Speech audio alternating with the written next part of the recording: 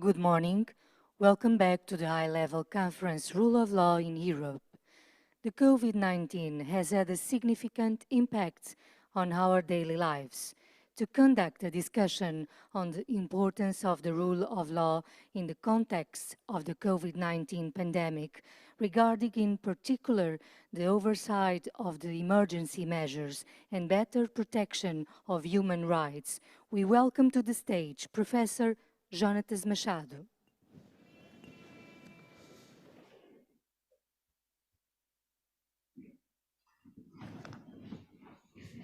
Good morning.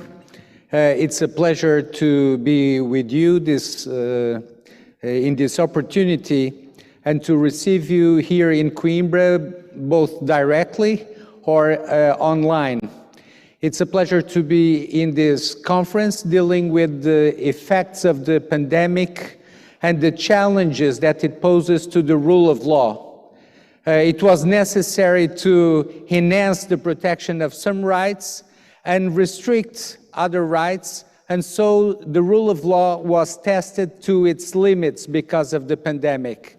And to speak about this, we will have several panelists, and the first one will be Secretary of State of European Affairs of France, Mr. Clément Beaune. Merci beaucoup, et soyez le bienvenu. Thank you very much, and welcome here to Portugal. Thank you very much. Thank you. I'm delighted to be here with you and to be able to be in Coimbra for the meeting of the Ministers of European Affairs that we held yesterday, and this very important discussion on the rule of law, which the Portuguese presidency of the Council of the European Union has put at the very heart of its work programme. We're still going through an exceptional crisis, an unexpected crisis. And of course, we really don't know where it's going to go from here and what the stages will be, although we hope we're nearing the end of this tunnel. For more than a year now, we're having to live through that in our democracies, and we've had to live with the virus.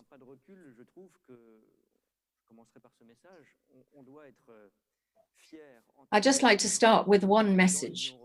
I think we should be proud as Europeans within the European Union that we've managed to define a model which resembles us to get through this crisis. And if I could describe this model, I think it's based on two areas, two pillars. One has been solidarity. All the way through at European and national, local level, we have shown solidarity. We have been protective of others, of all of us.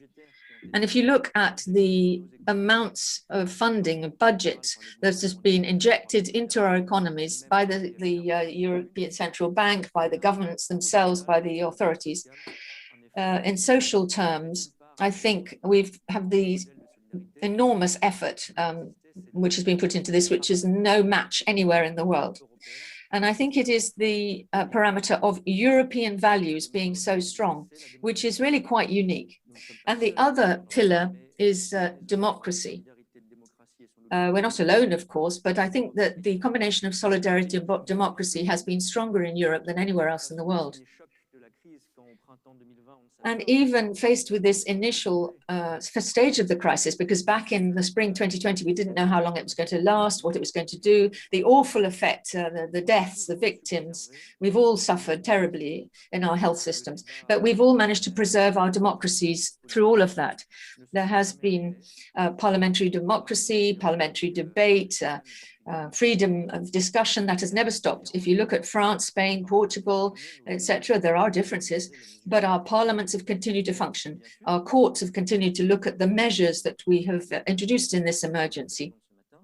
Now, perhaps what is at the heart of our discussion this morning is, of course, that we've all had to strike a particular balance. Everywhere we've had to take measures. We've called it lockdown or confinement in French. And for our generation, this is absolutely unheard of. It's unique. We would never have imagined that any of our fellow citizens or we would have to go through this. And we thought at the beginning it was just going to last a few weeks. And it's not the same to restrict people's freedoms for just a few weeks. and had still managed and do it for a long time and still have to try to live as freely as possible with this virus. So we did that, even if in France and in other countries we had to have quite severe lockdowns. There were still debates and discussions about this. People argued. Parliaments had to vote in exceptional legislation. They had to try and frame this carefully to ensure that freedoms were protected. Our legal systems too,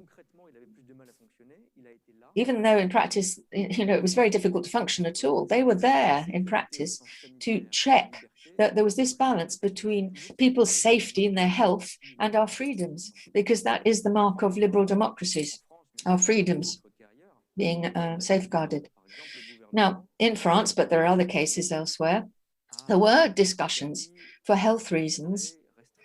The government has to restrict certain religious services in religious buildings. And we all had that because this was people coming together, and therefore it was a health risk. And our courts said, quite rightly at the time, that we didn't strike the right balance. Our constitution says you have to have freedom to practice your religion, whatever the religion. And so we had to grant slightly more freedom for that than for other social or cultural activities, in order to protect their freedom to practice their religion. Another example, and we've all done this, we had to restrict travel. We had to restrict travel from outside Europe, into France, and we had to restrict it for our own nationals. And our administrative courts, our administrative judge, and you can argue with this, said you can't restrict travel for your nationals. They've got to be allowed to come back to the country at any time, even if there is a health risk. They have the right to come back home. And there again, it was an example of getting the right balance. And the court said we couldn't stop them coming back in because they were nationals. So it's all a matter of striking the right balance. The balances had to be shifted and budged and checked and balanced. In all countries, beyond the fact of control or judicial supervision, there has been controversy, there has been discussion in Parliament or the opposition. The opposition has not been locked down, it's not been confined. Of course, it's always more difficult to take decisions when you have this constant arguing and constant criticism. But that's the whole point, that's the strength of democracy, that you are under constant supervision and criticism. And one last point, because I don't want to be too lengthy, is this balance between safety and freedom. And there's the question of human life, human lives. And that's what we were having to deal with. We obviously have to have respect for human life and protecting human life. And that was a very complicated discussion. And we haven't always been able to resolve this. Some countries have dealt with it differently. In certain constitutions, we don't protect human life directly, but we protect the dignity of human life. So one wonders whether you have to prevent a maximum number of deaths directly linked to COVID, which is what we were aiming for, certainly at the beginning. Or does protecting life or protecting dignity of human life constitute a broader issue? Well, yes, you've got to look at the deaths, the victims of the epidemic, but you also have to look at more invisible things. Have we found the right balance? If we shut schools down, which will mean we'll give less of a chance to the 2 or 3 generations to come. Have we found the balance between protecting old people's lives and the future lives of our young people? Have we found the right balance? When we made a massive effort to prevent people dying from COVID, but by the same token, we have to think about people's psychological and mental health, and sometimes the physical impact of having to put off operations, medical treatment in the name of protecting people from COVID itself. Think of the mental and physical impact on others. So we're talking about protection of life in general. I think this pandemic will make us ask a lot of questions. What is a dignified, decent life in our societies if we do have to face up to another health emergency? I hope we won't have to, but we may well have other health pandemics. And I think the important thing is that we've had a proper discussion in our parliaments and our societies, even if decisions have been challenged. And I think that Europe will come out stronger because of the questions that perhaps we'd forgotten in past years. Thank you very much. The importance of solidarity in Europe, democracy, the rule of law, and the checks and balances. And of course, the look for the equilibrium, the balance between different rights and interests. Thank you very much. Now we have the pleasure and the honor of having Professor Maria Lúcia Amaral, who is also the Portuguese ombudsman. It's a pleasure and an honor to have you there. We regret that you are not here with us, but it's good to have you. Please have the floor. Thank you so much. I hope you can hear me and see me very well. Very well, though I'm not there. I too regret the fact that I can't be in Coimbra. Good morning to you all. It's a pleasure and an honor to be a part of this this day, this morning of reflection about something that has happened, that still happens, and that will be a common subject of reflection, I'm sure, during a long period of time. I must say that I totally agree with a few things that were said by Clement Boom. Yes, it seems at this point, if it is not too early to make a general balance of everything that has happened, at this point, it seems that the difficult test that our values, which to our values were subject, were the difficult test that was imposed to our fundamental values has been passed. I don't know, but that's the main question when we talk about rule of law during the pandemic times. I'm going, if you allow me, I'm going to speak from my experience, based on what I have lived during all this time as Portuguese ombudsperson. I must say that, first of all, since during all the year of 2020, and particularly since March 2020, my institution reached an historical record of activity. We had received during 2020 10,000 complaints presented by citizens, 10,000. I mean, the complaints that were received and were treated as formal complaints. It is an historical maximum that we have reached since the inception of the institution in 1926. I'll, in the next few weeks, I will present to the Parliament, to the National Parliament, my annual report, when all this will be informed and detailed. But besides that,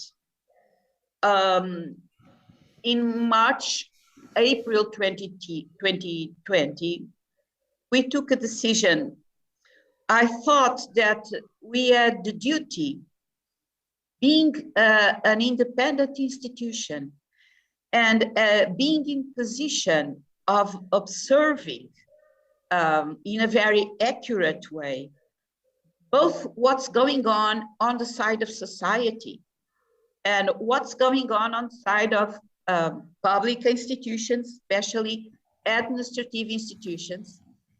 I thought early in March 2020 that we had the duty to report, to write special reports on very sensitive areas of fundamental and human rights. So we wrote a report on education. The report covered all the information that we could gather for the period of the first lockdown, March 2020, June, May 2020. We wrote a report on the situation of homeless people for the same period, covering the first lockdown.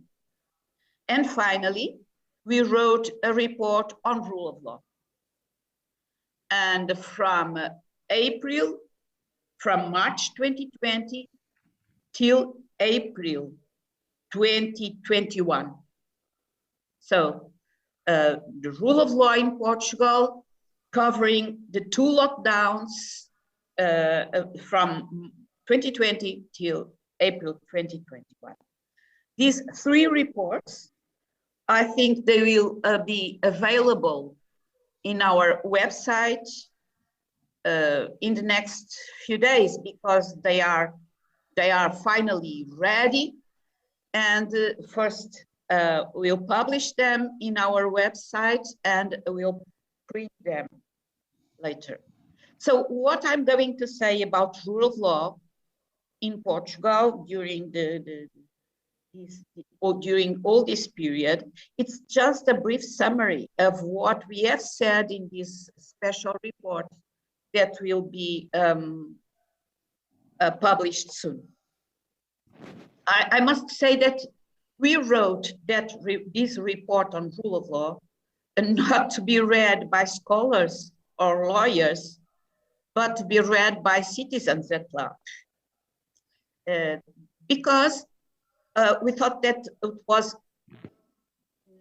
very important that everybody could understand what had happened during all this time. For the first time, European liberal democracies, constitutional democracies, as we know them, had to take decisions, the political power had to take decisions that severely restricted fundamental rights. And no one could pass through such an experience without making all the efforts to examine and to understand on what basis, first of all these decisions were taken.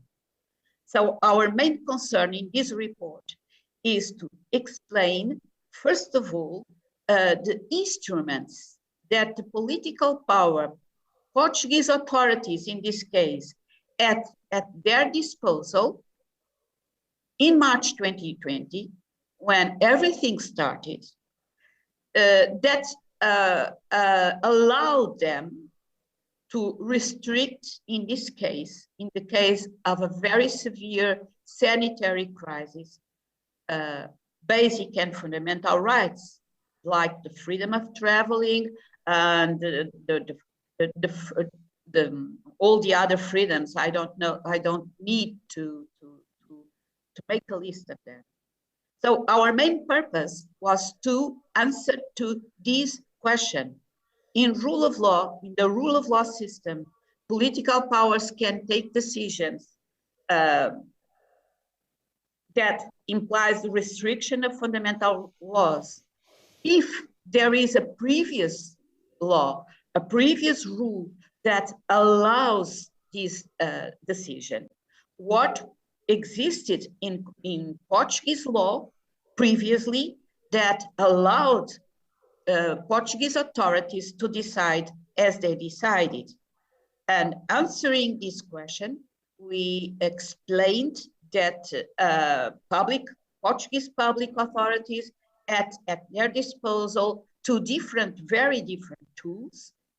On one side, the Constitution and the possibility of declaring a state of constitutional exception, namely a state of constitutional emergency. And on the other side, there were pre-existing laws that allowed not the highest political authorities, but administrative authorities in situations of grave and serious danger, risk, and accidents to exercise extraordinary powers in order to guarantee civil protection.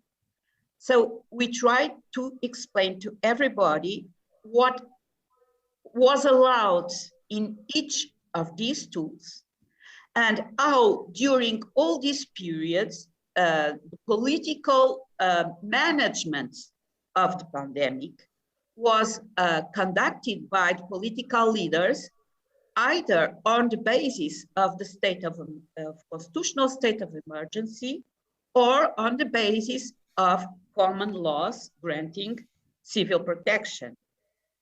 We made the total summary of the measures that were taken on the basis of one, of the constitutional state of emergency and of the legal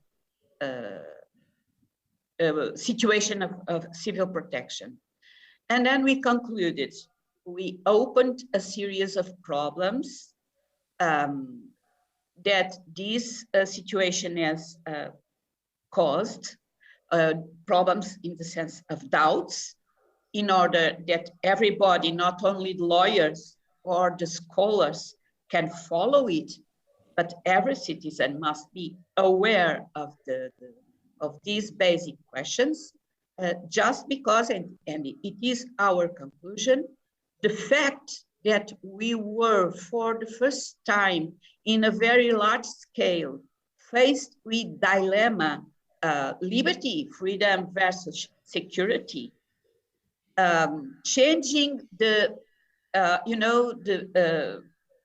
very exigent equilibrium that our way of life demands between authority and liberty and freedom.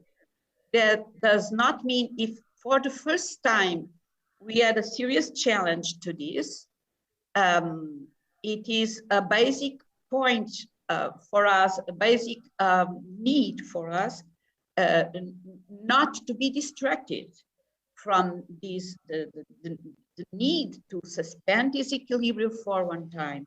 And since we think that we owe the future generation the need to examine how did we live through this period. So it's also important to give to the ordinary citizen, to everybody, the necessary tools in order to understand, even under a very legal point of view, that at the first sight can be seen as a very technical one, a very mysterious one, but we have to give to the citizen the instruments that are needed in order to explain exactly what happened, why it happened, and the difficulties and the basic problems that were raised because it happened how it happened. It was the basic purpose of this report that we have written and that will be available, I hope, in next coming days. Thank you so much. Thank you, Professor Lucia Amaral, Ombudsperson. Thank you for bringing us the impression from your position as doing the interface between the state and the citizens of the stress tests that the rule of law had to face. And it was no small test. But fortunately, we have people like you in your position, and I rest assured knowing that you are there doing that excellent work. And now we will have nuestro hermano State Secretary of European Union of Spain, Juan González Barbapera, it's a pleasure and an honor to have you. Please have the floor. Muchas gracias, profesor. Muchas gracias al resto de los participantes y a los asistentes. Quiero, en primer lugar... Sorry, we're not supposed to do Spanish in this meeting. No. La excelente labor que está llevando a cabo y la idea de organizar aquí ese Consejo de Asuntos Generales donde se tratan las cuestiones de Estado de Derecho, con lo Sorry, cual... the speaker is not supposed to be speaking Spanish. We were supposed to speak English and Portuguese in this meeting. We gave special permission in French. Una gran idea. Y además en Coimbra, una de las primeras universidades europeas, y con la de Salamanca, las dos decanas en la península ibérica. Yo voy a hablar en inglés porque no todos pueden entender el español y me voy a centrar en exponer el caso español, que ha sido un caso muy significativo por la gravedad de las medidas que hubo que tomar, un confinamiento en los hogares durante 3 meses sin precedentes en la Speaker historia really has to switch to English. We've not been given permission to do Spanish. del mundo. Lo haré con ayuda de un papel porque voy a citar fechas y medidas que no las tengo todas en la memoria. So, I will first refer briefly to the main measures adopted, and then I will explain the supervision and control mechanisms that have operated in 3 areas: judicial review, parliamentary control, and the activity of the media. And I have to highlight also the important role that the European Commission has played all along by supervising from Brussels what we were doing at the national level. So in 2020, the pandemic forced the government of Spain to declare a state of alarm, which is an instrument provided for in the Constitution to deal with such situations as the health crisis. The declaration of the state of alarm corresponds to the government for a period of 15 days and can only be extended by the authorization of the Parliament, of the lower chamber of Parliament. The Spanish government has declared a state of alarm on 3 occasions during the pandemic. The first one was declared on March 14th, 2020, and was extended by the Congress of Deputies, the lower chamber, on 6 occasions until June the 21st. The second state of alarm was declared on October the 9th with a very limited scope, and no extensions were requested. And then the third one was declared on October the 25th and was extended on November the 9th for 6 months until the recent expiry on May the 9th, just a week ago. So the difference in the duration and number of authorizations for extensions has to do with the different exceptional measures granted to the government in each case. Let me briefly refer to both the restrictions of fundamental rights and the competent authorities. As for the restriction of fundamental rights, especially the right to free movement of citizens, a big difference stand out. In the first state of alarm, the prohibition to leave one's home was decreed, while in the other 2 cases, restrictions were only established regarding entry and exit from the territory of the respective autonomous communities, free movement during the night, and the gathering of groups of people in public and private spaces. Regarding the competent authority for the adoption of the measures, while in the first state of alarm, the government was established as a competent authority, in the 2 other instances, regional governments were appointed as such, as competent authorities. I will now deal with the oversight by Parliament. It should be noted in the first place that the Constitution itself guarantees a continuity of Parliament's functioning during the state of alarm, thereby assuring that throughout the validity of the state of alarm, the functions and powers of parliamentary control over the government remain intact. This control has manifested in several ways, and I will quote, and I will just enumerate 4 of them. From the beginning of the pandemic until the end of 2020, 32 legislative instruments were approved to face the health crisis. In the same period, the number of parliamentary questions to the government with mandatory response increased significantly, up to over 25,000 questions. The plenary sessions and parliamentary commissions to control the government continued to be held throughout this period uninterruptedly. Finally, in 2020, a motion of censure was tabled against the government, was then debated on October the 21st and the 22nd, and was finally rejected by a large majority. It must also be stressed that the authorization by Parliament to extend the state of alarm constitutes a real political and democratic control of the action of the government, as the Congress of Deputies, the lower chamber, can establish the scope and conditions in force during the extension. It did so, for instance, in the third state of emergency, requesting the appearance of a Prime Minister every 2 months and that of a Health Minister every month.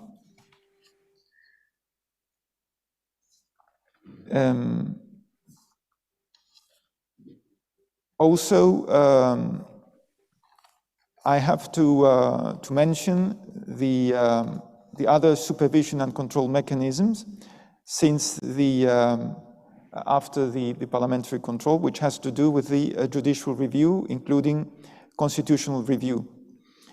The state of alarm was declared by means of a royal decree, and only the Constitutional Court is competent to decide on its constitutionality. A group of 50 MPs from the lower chamber filed appeals against the first and third royal decrees, mainly questioning whether a royal decree was an appropriate legal instrument to limit the freedom of movement of citizens. The appeals were admitted for processing, but are still pending resolution. The ordinary courts have been exercising jurisdiction control over the acts and provisions issued in application of the royal decrees. Actions have been filed, for example, before the labour courts for issues related to the prevention of occupational hazards with regard to health personnel, and they were also been filed before the administrative litigation courts in relation to the exercise of the right to demonstrate. The Supreme Court has been resolving appeals filed against measures adopted by the government. I will just briefly now refer to the activity of the media during the crisis, because a number of measures has been adopted to guarantee and strengthen the right of information. From March the 12th to May the 31st, 2020, that is during the state of alarm with most severe restrictions, a total of 166 press conferences were held with nearly 1,500 questions put to the Prime Minister and to other members of government. Social networks have played a key role throughout this time. Indeed, government profiles were very important channels for informing citizens, as were the official web pages of the different departments and agencies. And after, and this is my concluding remarks, after the end of a state of alarm on May the 9th, the legal response to combat the pandemic will be decided by the competent authorities, which tend to be the regional governments in Spain, taking into account epidemiological criteria and, above all, the principles of proportionality and necessity. At this juncture, existing legislation on health emergencies is deemed sufficient to protect citizens without further resort to exceptional measures. Thank you very much. Thank you. I don't know if you noticed, but what has been said so far in all these presentations was very, very important. You know, the role of the courts, the role of the ombudsperson, the role of the parliament, and of the constitutional courts, the role of the press, the media, conventional media and social media. This means that the crisis was faced not with an authoritarian impulse, but with the institutions functioning regularly. And this is really very, very important, because rule of law is about checks and balances. Now we will have Professor Claudia Santos. She's a criminal law professor, but also member of the Portuguese Parliament. And we give her the floor with honor and pleasure. Muito obrigada, Sr. Professor Jonatas Machado. Thank you very much. Allow me to start by greeting all those taking part in the panel and all those listening to us. Despite the fact that the state of emergency is compulsory for the suspension of fundamental rights as opposed to their mere restriction, nevertheless, this was adopted in Portugal. And therefore, by a preponderance of reasons, calling for a state of emergency, namely the compulsive hospitalization of people having fallen sick with COVID-19. Their restriction to home, irrespective of their being sick or otherwise, called for the suspension of a fundamental right, namely not to be totally or partially deprived of freedom. We know that the first state of emergency was declared in Portugal May 2020, and we all remember how incredulous we all were. This was the very first time any such state had been declared after the approval of the 76 Constitution. We all studied this measure in constitutional law textbooks, but in a consolidated democracy, apparently inured from catastrophic events, it smacked of ancient history. Nevertheless, slightly over a year, more than 15 times this state of immersion was declared and or renewed. And some believe that it's now become something banal. Amongst those saying so, perhaps we can distinguish between two different outlooks, both supported by powerful arguments, but not wholly exempt of some difficulties. On the one hand, we find those who believe that fundamental rights were excessively curtailed and some freedoms should not have been that much restricted. However, we are, of course, unable to say how many more lives would have been lost had we been freer, nor and in the absence of such certainty, prudence was very much the byword. A different opinion is held by those who believe that the fundamental rights should indeed have been curtailed, but under a different legal framework, something of an umbrella law that would have allowed for greater flexibility in responding to circumstances, having less recourse to state of emergency. I, however, wonder, is this what we should be mostly worried about, i.e. to turn the state of emergency into an everyday occurrence? Probably not. What we should be worrying about is to suspend fundamental rights and to make it a matter of course. If the state wants to impose a curfew on us in whatever fashion, be it the traditional way or more modern ones, it's probably best for the state to do so through a highly charged procedure calling for joint involvement of government, parliament and president. What we must not turn into an everyday occurrence is the suspension of fundamental rights pursuant to Article 19 of our Constitution. A different kettle of fish altogether is to determine whether we did have a suspension of fundamental rights calling for the declaration of a state of emergency, or whether mere varieties thereof took place which could have been undertaken under a different institute. I believe that most measures taken, such as restrictions to the freedom of circulation or the opening hours for shops, etc., could have been resorted to under a different legal institute. For such measures, could we have done without the declaration of a state of emergency? In the light of the Constitution, the answer must be yes, but of course, different outlooks must be weighed. The issue is not moot, particularly when it comes to either restraining or suspending fundamental rights, all the more so when you add thereto a partial suspension of fundamental rights. A state of emergency is declared when faced with serious situations, namely in cases of public calamity.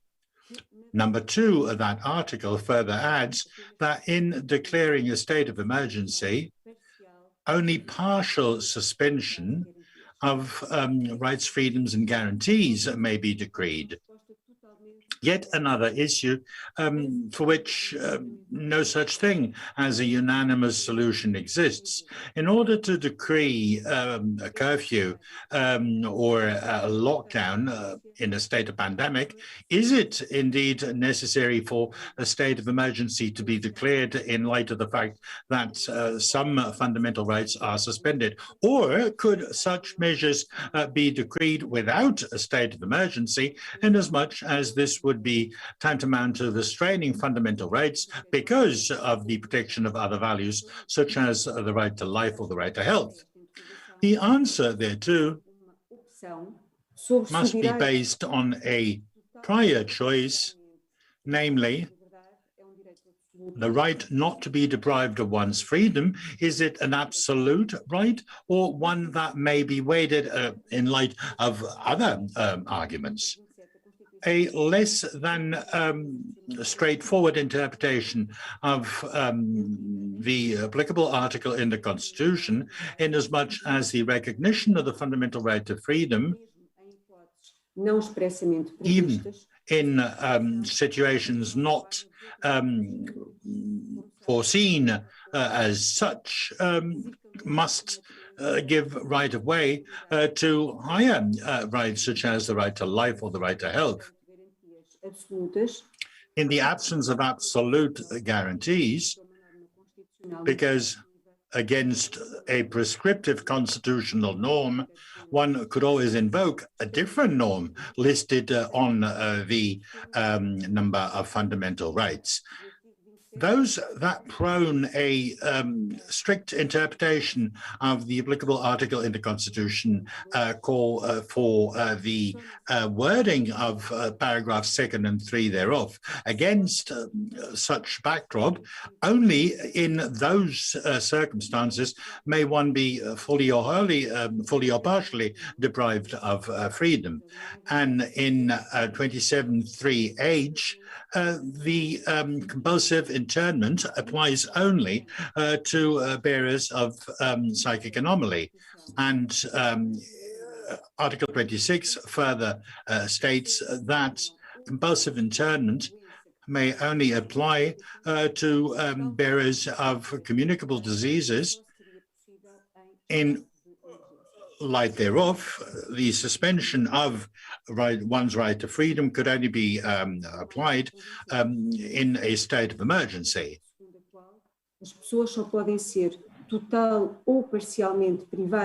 Abiding by the general principle that one may only be partially or wholly deprived of liberty in those circumstances expressly spelled out in Article 27 of the Constitution. And neither of these are spelled out therein in Article 27, and therefore it could not be invoked supported by an ordinary piece of legislation. We are therefore left with two cases in point, particularly if in future we should be called upon to deal with further pandemics. One such possibility is to, again, have recourse to a state of emergency, and its heavy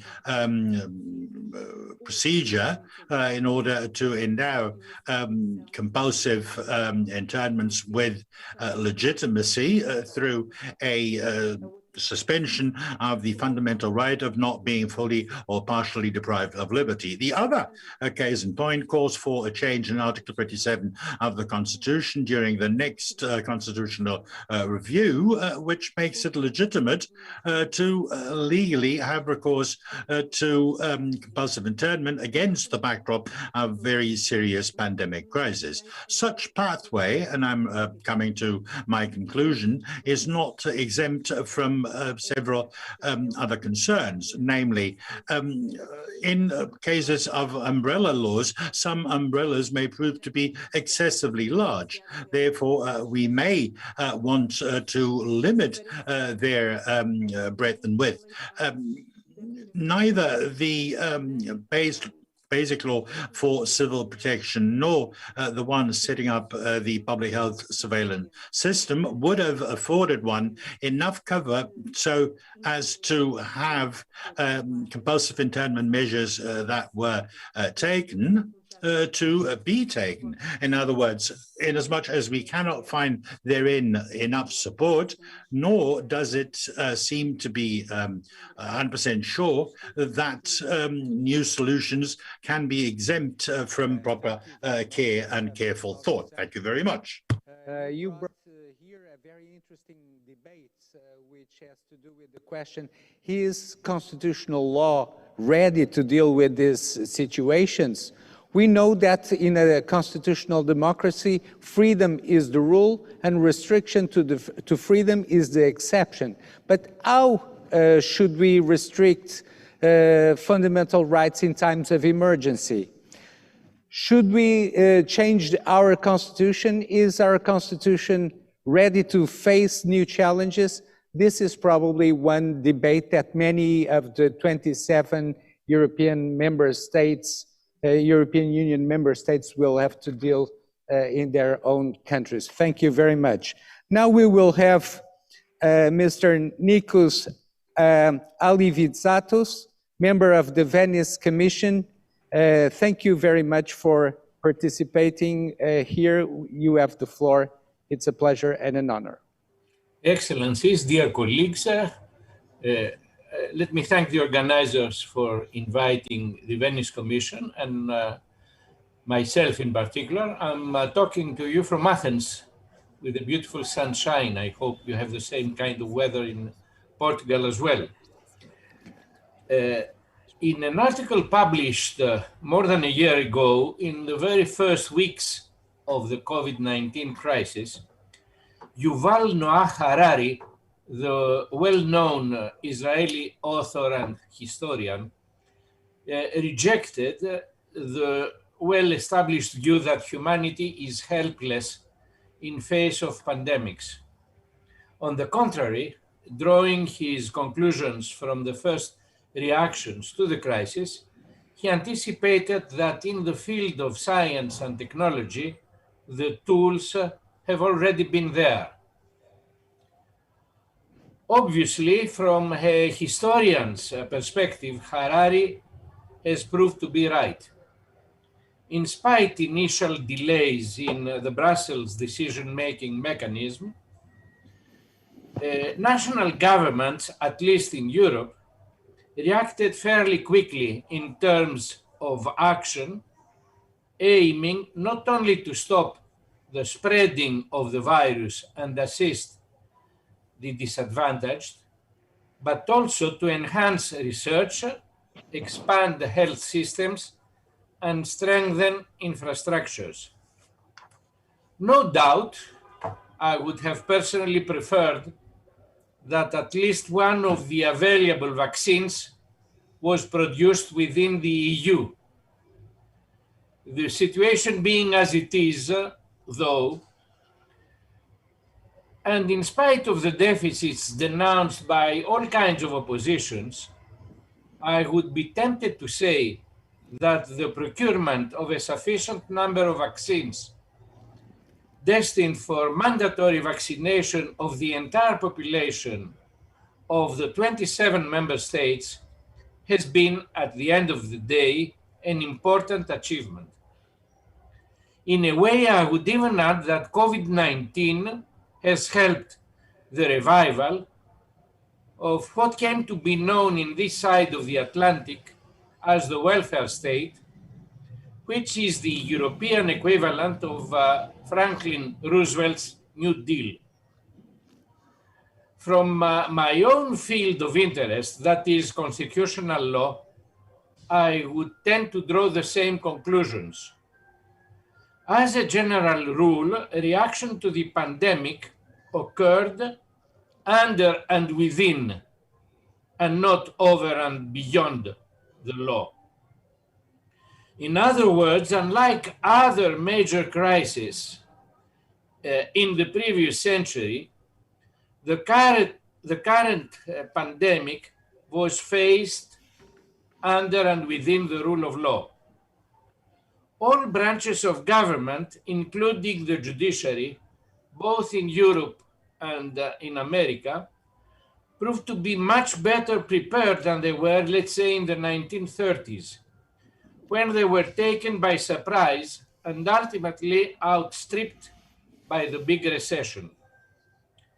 As shown in the September 2020 Venice Commission report on the measures taken by EU member states as a result of the COVID-19 crisis, governments reacted rather fast in terms of urgent legislation and executive action.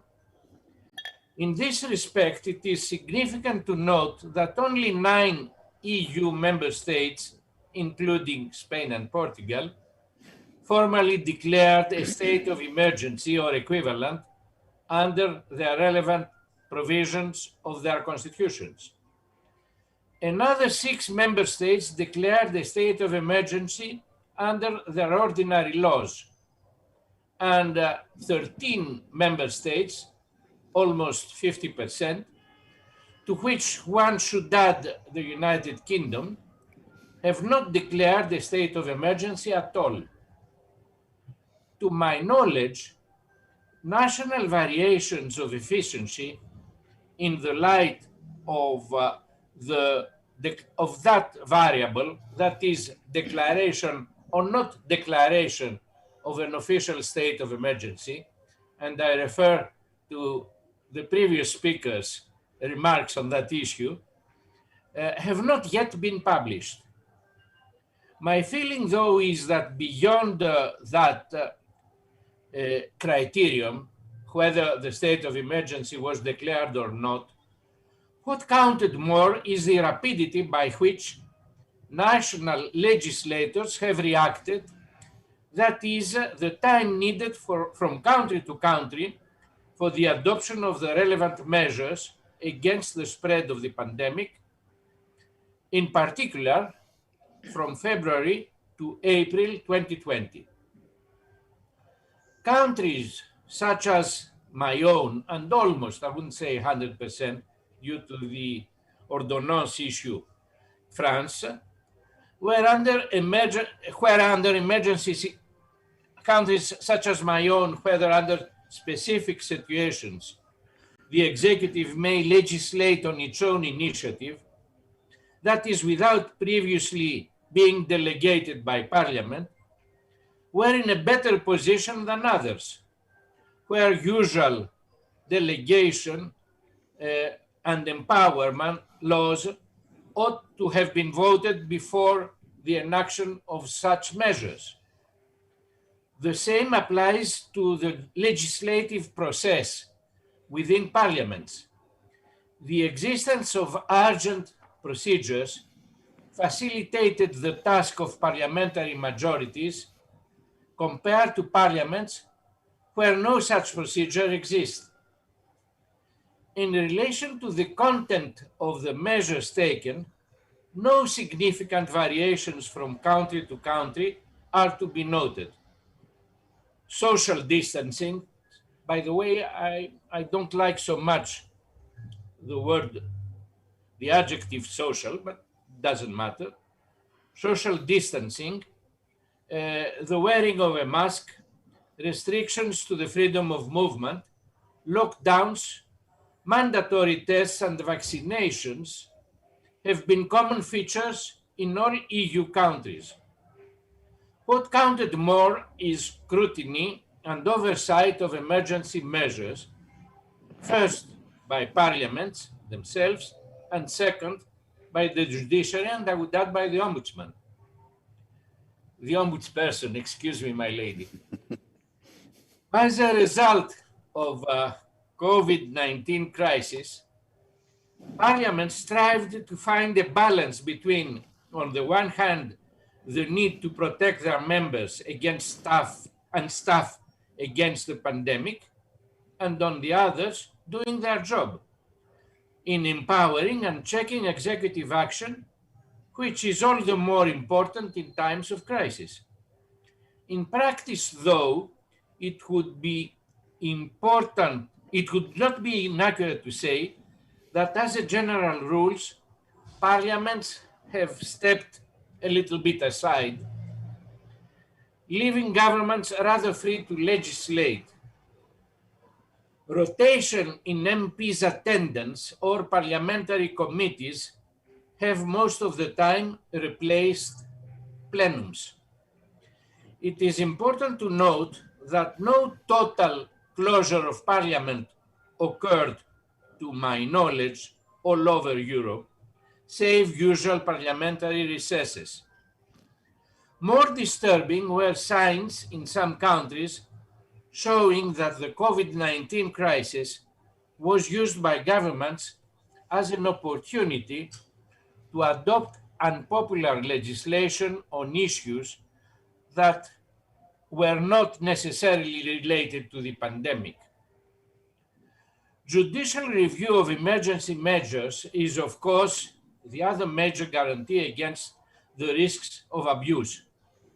Individuals hit by emergency measures must be able to challenge them in court. This is the reason why courts must remain, if not open and accessible as under normal circumstances,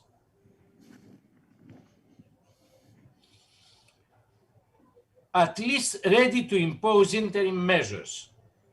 Needless to say in that context how important it is to ensure a European judicial oversight by the courts of Strasbourg and Luxembourg. Generally speaking, and at a high level of abstraction, one may say that with the exception of some populist governments, the West, if not humanity as a whole, have reacted in a much more responsible and efficient way compared to the predecessors facing comparable situations. In the West in particular, governments did so by abiding with the rule of law. Still, however, the death toll is too high and the suffering too extended to let us reach an optimistic conclusion without some question marks. Was that toll and suffering due to the lack of political wisdom? Or was it the consequence of a deliberate refusal to cope with some very crucial dilemmas of a new era? If yes, which are these dilemmas? And I reach my conclusions. At the international level, I would first mention the need for cooperation for the purpose of establishing a powerful global system to monitor and prevent pandemics. The WHO is there, but it needs more money and, above all, some political clout. Moreover, at the global level, specific measures are needed to safeguard our digital infrastructure and to protect us from a host of greedy big brothers who are waiting out there. As an American author put it, we should revisit the in-flight marriage of Wall Street and Silicon Valley to turn it to the profit of humanity and not only for brokers of the globalization era. At the regional level, and I have in mind Europe, the most obvious lesson from the current pandemic is that more investments are needed to strengthen infrastructures and the national public health systems. The adoption of the EU recovery plan, that is of a long-term EU budget, coupled with Next Generation EU, will be the largest stimulus package ever financed in our continent.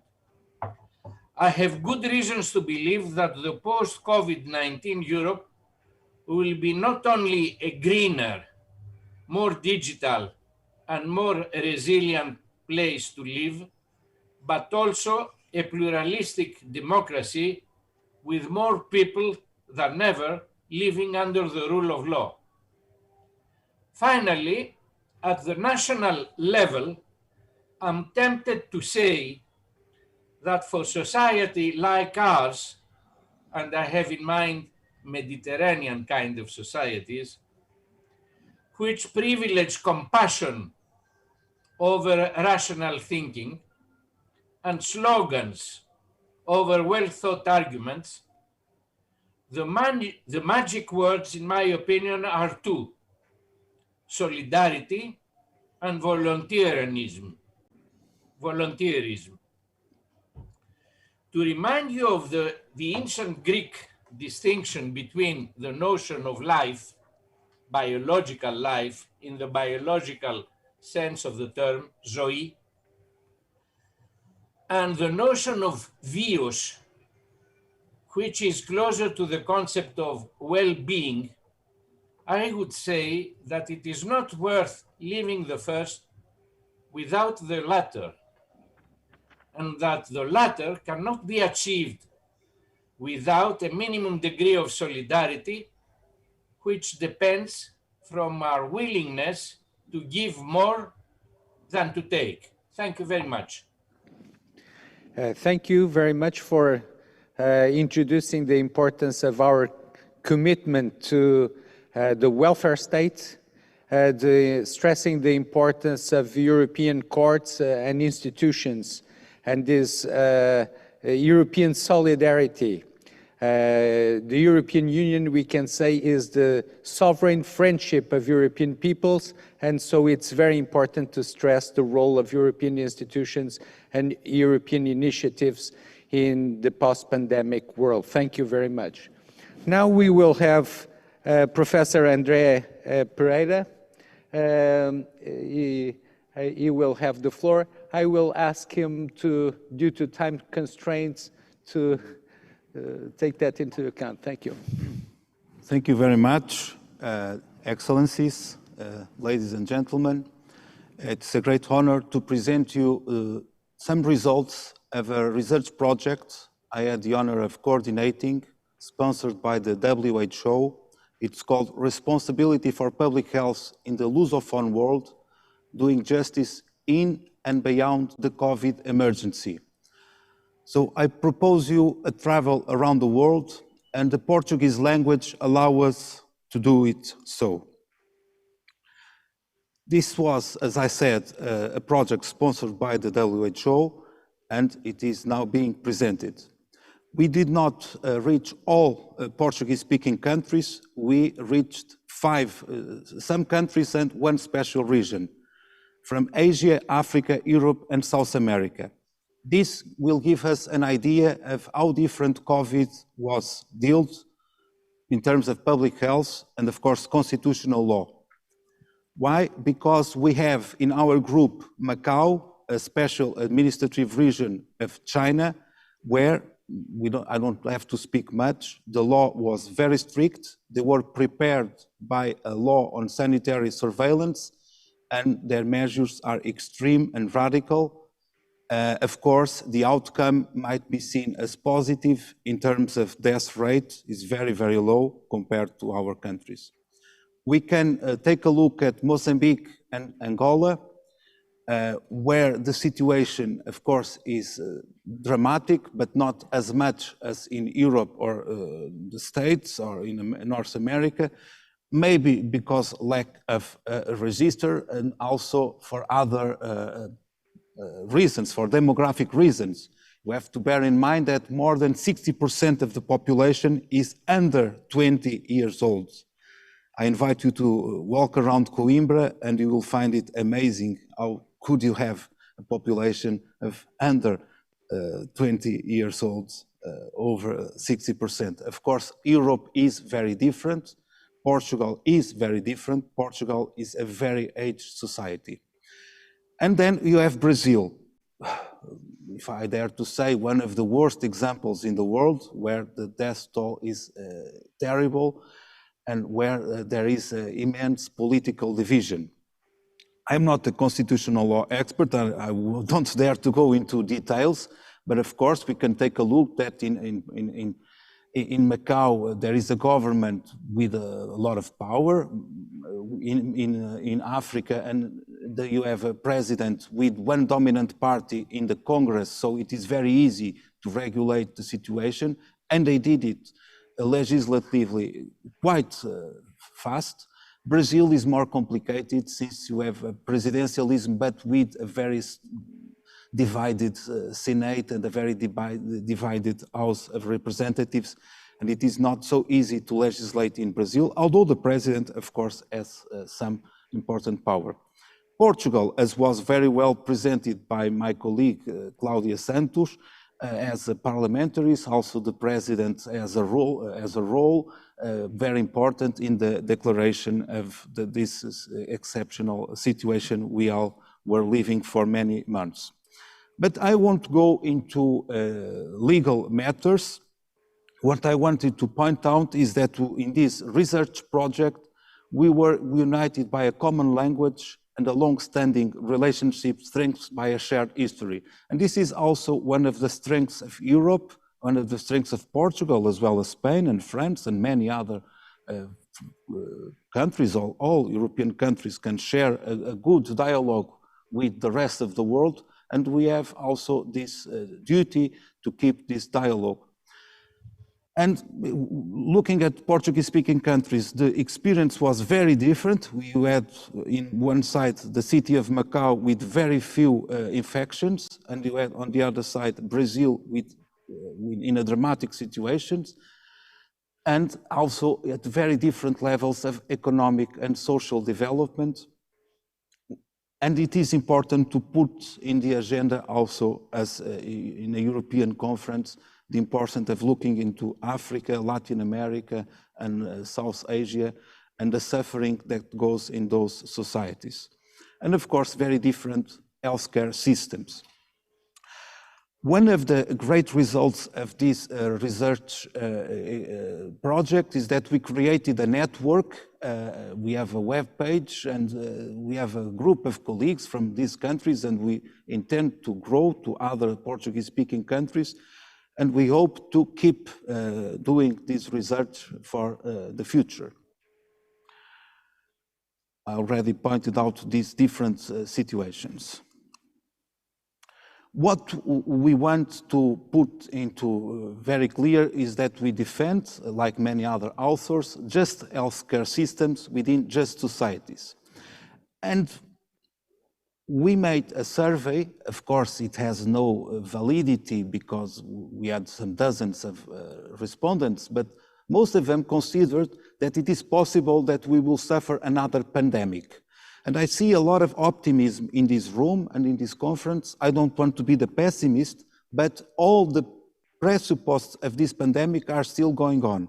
That is climate change, international travel and commerce, eventually biological warfare, but mostly climate change and the destruction of the rainforests. And this is a big dilemma and a big challenge, because we will probably face other pandemics.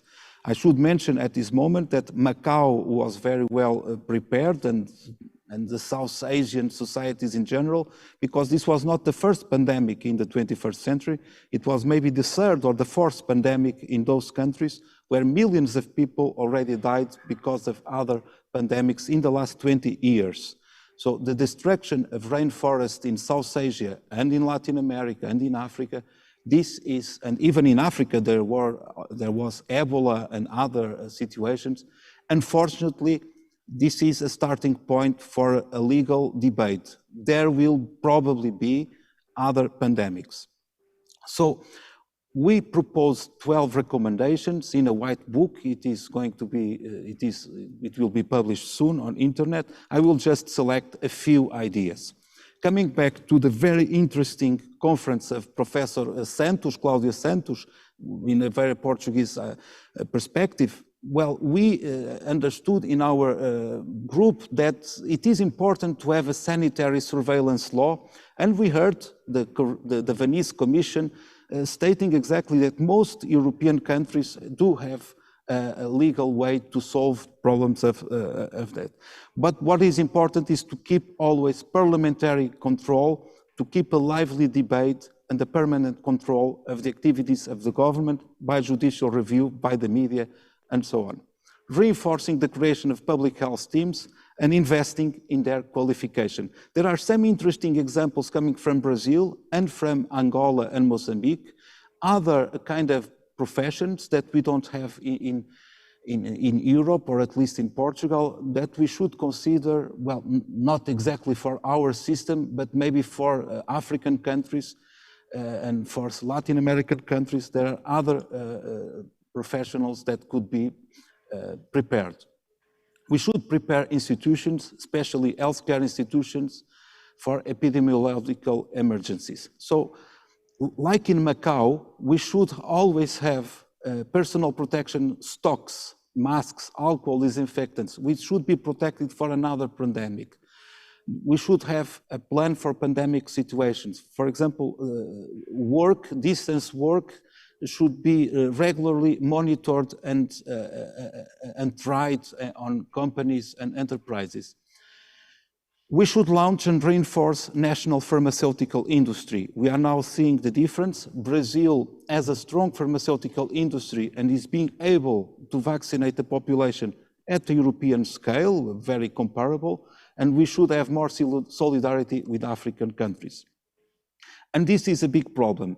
Most of the people who died during the last months did not die of COVID. They died because of bad treatment in hospitals. We must prepare our healthcare systems, and of course I'm talking about preventable death, not about unavoidable death. We must prepare our healthcare systems to deal with pandemics and at the same time to deal with cancer, with diabetes, with strokes, and so on. This is a fact that is ethically unacceptable. Most people died not because of COVID, but because the healthcare system was not prepared to care of the other people. Of course, governments should have a better information plan, and we must take a look at various sectors of society. And just a word about migrants. In Portugal, those was the problem during last summer, the migrant community that works in the production of food. And now, still today, it is one of the problems in agriculture, and in Spain it might be similar. Where is COVID right now? In some agricultural farms where you use and sometimes exploit migrant people. So we must have a policy for migrant population. Another problem that really is very relevant is the problem of burial ceremonies and the right to visit in hospitals. And very often it was not the law who limited the rights, it was de facto powers of those companies and also of healthcare professionals who went behind the law and prohibit what the government did not prohibit. We must consider this. Prepare distance learning, and finally, revigorate the role of international law and international cooperation. And I make my words, the words of our colleague from Greece, we must reinforce international cooperation. This is the team, and thank you very much for your attention.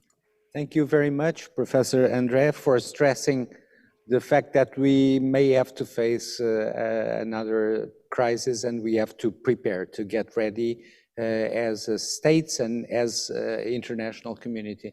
Now, last but not least, I will give the floor to Professor Paula Vega from the University of Coimbra. Thank you. Thank you. Good morning, Excellencies, dear colleagues, and ladies and gentlemen. Well,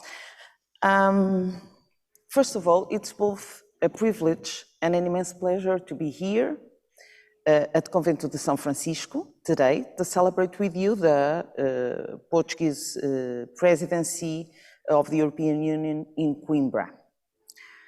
My approach will be more, how can I say it, more theoretical, more dogmatic in the field, as I am an academic, in the field of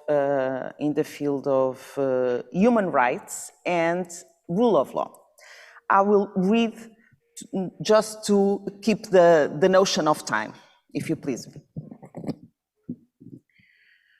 Well, in this field, one crucial moment was the emergence of European and regional human rights courts. The first regional human rights courts were established in the later half of the 20th century, and another was established already in the 21st century, the Human Rights Court for Africa. And I believe that the third millennium will be a defining period for the enforcement of human rights. But what has this to do with the rule of law, you may ask?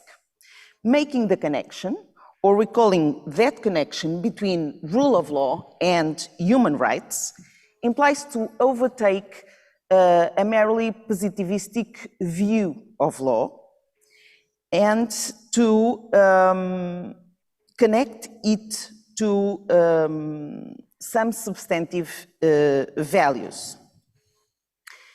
In fact, one thing is the form and procedure adopted by a state in exercising legal power, that is the formal rule of law concept, and another is the content with which the state exercises its legal power, the material rule of law concept. And although rule of law is an important legal principle, its content is still debated. Central to those debates is precisely the question of whether, in order to achieve its aim of guiding institutional action and tame political power, the rule of law should have only formal attributes or also substantive ones. Rule of law is an old maxim. Its main purpose is that authorities and people in positions of power exercise their potential within a framework of well-established norms. So at this most basic notion, rule of law refers to a system in which law is able to impose meaningful restraints on a state and individual members. It directly relates to the notions of a government of laws, the supremacy of the law, and equality of all before the law. And in this sense, as we teach in Faculty of Laws, laws must be general, public, perspective, clear, consistent, capable of being followed, stable, and enforced. In the third millennium, what does the rule of law actually mean in international legal order, besides the sense it has in national systems? Although this concept appears in major political texts and international treaties, we don't have a specific concept. A thick notion maintains that this concept, in addition to the attributes of a thin notion, also promotes certain substantive values. But I know that, of course, it is difficult, almost an impossible task, to agree a common definition of an international rule of law in a form one size fits all. Of course, there always be raised questions about the type of human rights that should be included in such a notion. Of course, others may suggest that human rights are independent from law. But the international legal order in the 21st century reveals the paradoxical increase of things constitutional. These resulting changes in the international affairs raise deeper questions about the normative underpinning of international relations concerning justice, fairness, and legitimacy. By this phenomenon, mostly called constitutionalization on a global scale, it is possible to link rule of law and human rights. In fact, rule of law can be instrumental in promoting the values of peace, justice, freedom, and human dignity. We are aware that the connection is not easy, or was not easy at the beginning, as the Universal Declaration of Human Rights mentions rule of law only in passing in the preamble. Perhaps, as the late diplomat of the United Nations, Vieira de Mello, suggested, rule of law will be, and I quote, fruitful principle to guide us toward agreement and results, and a touchstone for us in spreading the culture of human rights. Stop quoting. Let us have a quick look over what has already happened in this 21st century in this field. In a global context, states agreed to spare no efforts to strengthen the rule of law and respect for all internationally recognized human rights, namely in the 2000 Millennium Declaration. 5 years later, 2005, states also recognized in the World Summit outcome the rule of law and human rights as belonging to the universal and indivisible core value and principles of the United Nations. And on the European level, rule of law is safeguarded by multiple institutions, namely by those of the European Union. In this European context, according to Article 3 of the Statute of the Council of Europe, every member state must accept the threefold principle: rule of law, human rights, and democracy. A reference to the rule of law is also made in the preamble of the European Convention of Human Rights. In another hand, but also in the European level, the European Commission for Democracy Through Law, I don't have to present the so-called Venice Commission, recognized and explained in 2011 that the British concept rule of law, the German concept Rechtsstaat, and the French concept État de droit have different origins. However, as this commission also noted, the underlying standards for rule of law are the same. These entail legality, legal certainty, prohibition of arbitrariness, access to justice, non-discrimination and equality before law, and last but not the least, human rights. These standards coincide to a large extent with what the European Court of Human Rights has underlined in its case law over the last decades. In court's jurisprudence, rule of law is even considered to be part of the spirit of the Convention. We now can reach some fundamental conclusions. We are aware that all this framework implies the recognition of multi-level constitutionalism. By this approach, the approach I presented here today, rule of law is understood as a vehicle for the promotion and protection of the normative framework given by human rights, because it requires that legal processes, institutions, and substantive norms are consistent with those rights. In this sense, human rights and rule of law have to go hand in hand so that human rights are not merely words on paper. In fact, rights are empty words in the absence of a legal and political order in which they can be realized. And in our conception, rule of law is not just about laws and government. One final word is due to this pandemic, COVID-19. The pandemic is creating a host of new legal challenges where human rights and rule of law, as we discussed here this morning, are also expected to work hand in hand in order to avoid discrimination and stigma related to COVID-19, especially targeting the other, as we say, in a multiculturalist approach to human rights or of human rights. Thank you very much for your attention.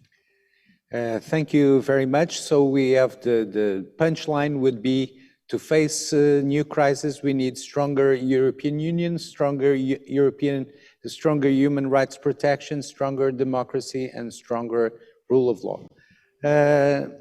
Now I know that there is the possibility of someone asking a question or making a comment. I would give that opportunity, if that's the case.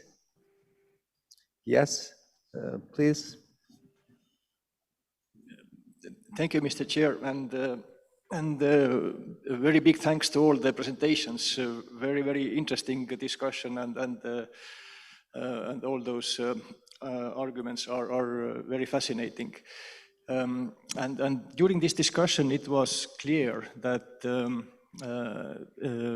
during this time of pandemic and very difficult times to accept all those restrictions and changes. In the same time, following the rule of law and our legal systems is a huge challenge. And as I could actually conclude from what I hear, mostly we can stay in the limits of our justice systems. In the same time, the changes that are happening are actually draconian. The changes in our everyday life is huge, and people are confused, people are worried, and that brings me to an argument and the question, and then the argument is that during this pandemic and difficult times, the technological advancements have actually helped to make our justice systems more accessible, the courts accessible, the legal system accessible, because when you can't move, you can't actually go physically to the court, you need technology. And of course I can bring a case study in the form of my own country, Estonia. I'm coming from Estonia, where our court system is digital. So you can put your claim, and up to the decision of the court, everything can be digital. Of course, except when you have to pay the fine or go to prison, it's not digital. That's quite physical. But everything can be done thanks to technology. And actually the number of cases that were open and cases that were closed in last year, 2020, which was the pandemic year, were even bigger than year before or the years before. So people were actually quite happy to use this digital system to get their rights followed. And the question from there actually to the panelists, or if anyone wants to answer, is that what are the precautions or the fears around this digitalization of justice, or using the technology to make it more accessible during the times when we actually physically cannot access all the things that we were used to earlier. And of course the European Union is moving more to the digital system. We have the e-codex. We have discussed that with Clement Bohn in different occasions, where the sort of the communication between our European justice systems will be more digital. So we're slowly moving, but the change is not very fast, and there seem to be some precautions and fears around this system that makes the rule of law and justice more accessible during the pandemic time. So this is the question to the panelists. Thank you very much. Thank you. From Estonia, it's good to have you here. From Tallinn, beautiful city. I would like, would maybe Mr. Nikos Alivitsatos would answer this question, this interesting question? a first reaction, if I may, to the extent that the choice between digital justice and physical presence is left to the parties. I believe that this is a sufficient guarantee. Once they can choose. From my experience as a lawyer, I may say that for some kinds of litigation, you need to be present, especially in the criminal field. You need to see the accused and to have an direct optical relation. So, very, very briefly, this is my answer. The basic guarantee is to leave the option open to the parties. Okay, I would also give the floor to the Secretaries of State of France and Spain if they would like to comment on their experience with digitalization of justice. Just add very briefly to what Professor has said, that in our case we are proceeding also quite rapidly with digitalization of ordinary justice. So we believe that in future, when there would be such emergencies, the gap will not be as profound as we were confronted now, because normally most of the business in the field of justice will be performed through digitalization. Thank you. We have had exactly the same experience. It was a way, this crisis, to speed up the digitalization of our justice. The challenges that were mentioned, I think we are all facing them. First, the speed and the organization of this transformation. Probably also some security, safety issues when you have confidential information, private data, and so on, that we are all facing as well.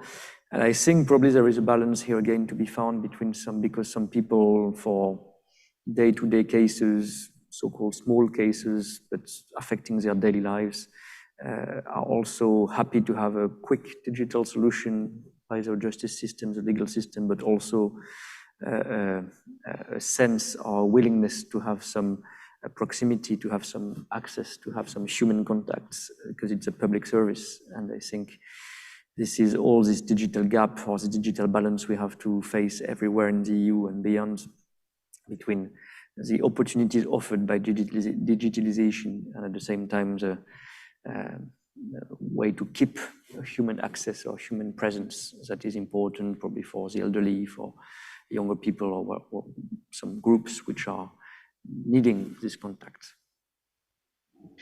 Thank you. And now we will have a final remark from Minister of Malta. Please. Thank you for this opportunity and thank you for this this morning. Yes, one of the points that I wanted to raise was already mentioned in relation to the digitalization of the judicial process, where in Malta we have made great investment during the past year, and we intend to introduce further legislation as well as additional resources to the courts in order to digitalize the possibility of the judicial process in order to ensure accessibility to the judicial process even in the time of a crisis such as a pandemic. I must also state that our parliament was very active during last year, particularly with extensive constitutional changes that we have carried out in relation to the appointment of judges, the appointment of the President of the Republic, and this in line with assistance, extensive assistance that we received from the Venice Commission that was very helpful in guiding us through this very important reform process that we have undertaken. So notwithstanding the time of crisis, our parliament was debating very important topics.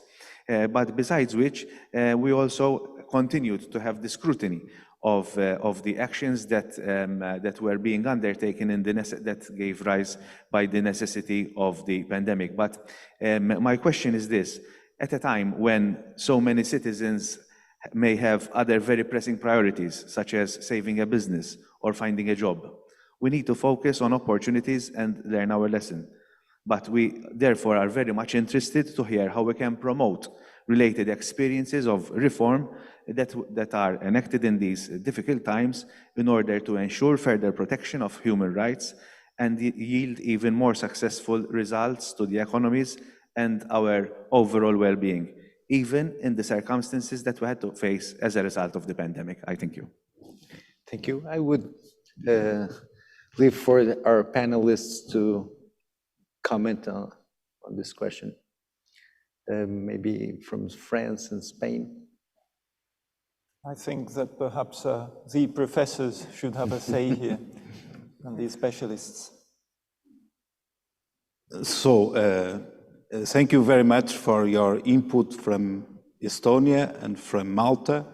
And in fact, the digital world is coming stronger, and it is also a priority of Europe, but we must keep a human face. And let me go back to the healthcare sector, where digitalization of healthcare is ongoing, and it is very important, but it might create also another minorities problem. The telemedicine and the digitalization of medicine has consequences creating other vulnerable population, as you said, elderly people, people without so much health literacy or digital literacy, and we must leave no one behind. So we must have programs to have an interface between the state or the public services and the people. You cannot create legislation where you are free to a digital world in court, you are an open access to an hospital in your computer, but then you don't know how to work in a computer. And that is also a challenge, for example, for the social sector, the third sector, or to other interface between the state or public services and the citizen, and it must be also created. That what I mean is a human face that can help vulnerable population, migrants, elderly, people without digital information, to keep going. Otherwise, we will create two classes of citizens, those who have a wonderful phone and can go to court while listening to a conference, and others who have no access to real public service. And this is already a big problem. Those lines, call lines or digital complaints, but in the end, you don't have a face. So this is a big problem in the healthcare sector and, of course, for the judicial system as well. Another challenge for the healthcare sector is the migration of services. Nowadays, areas like radiology, the radiology that is doing in some Portuguese hospitals or French hospitals, in fact, are not being done in Coimbra or even in Portugal. They are maybe done outside the European Union, which is a problem of data protection, but also of qualified jobs that we may lose to India or to the United Kingdom or to other areas. But at the same time, the world goes on and the globalization exists, but we must consider all the problems of the digital world. That is not a panacea to solve all the problems. On the contrary, it creates new risks, new challenges, and new minorities. And that is my comment. Okay. Professor Paula Vega, please.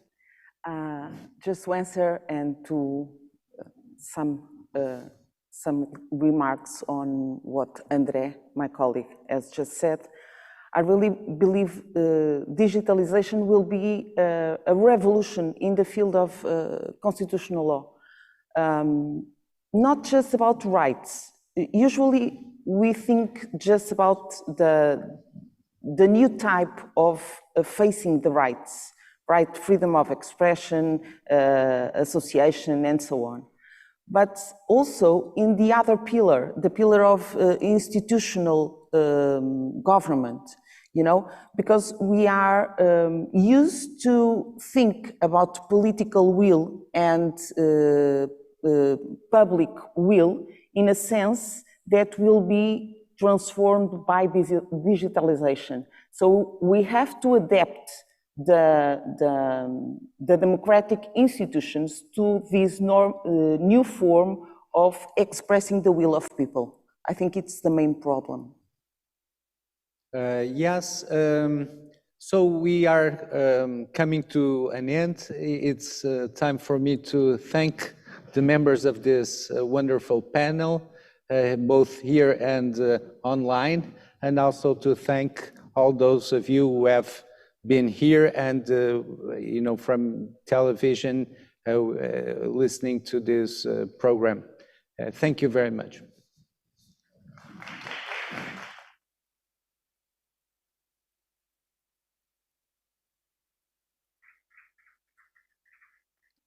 The conference will continue after a short break. To exit the room, please follow the instructions of the hosts and hostesses and remain in your seat until the row is called. Exit will start from the back rows.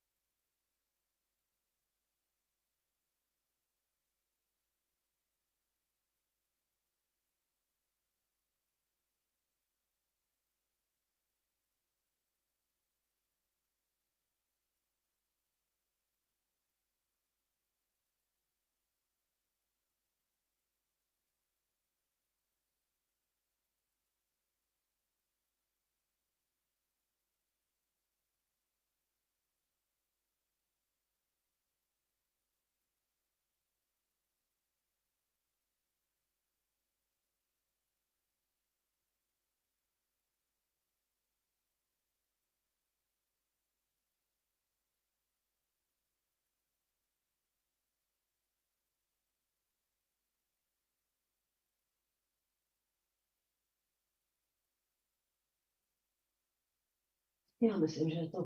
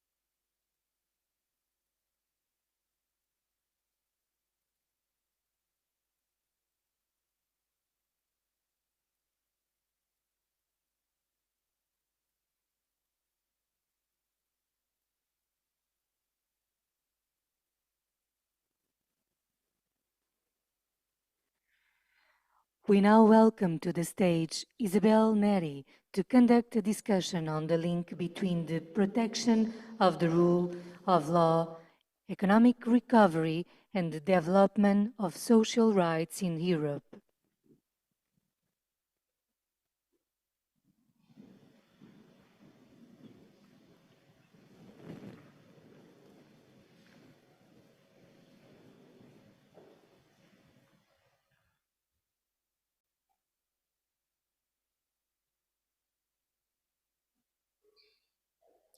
Sejam muito bem-vindos. Welcome to the Rule of Law, Social Progress and Economic Recovery Conference, an initiative within the scope of the Portuguese Presidency of the European Union Council.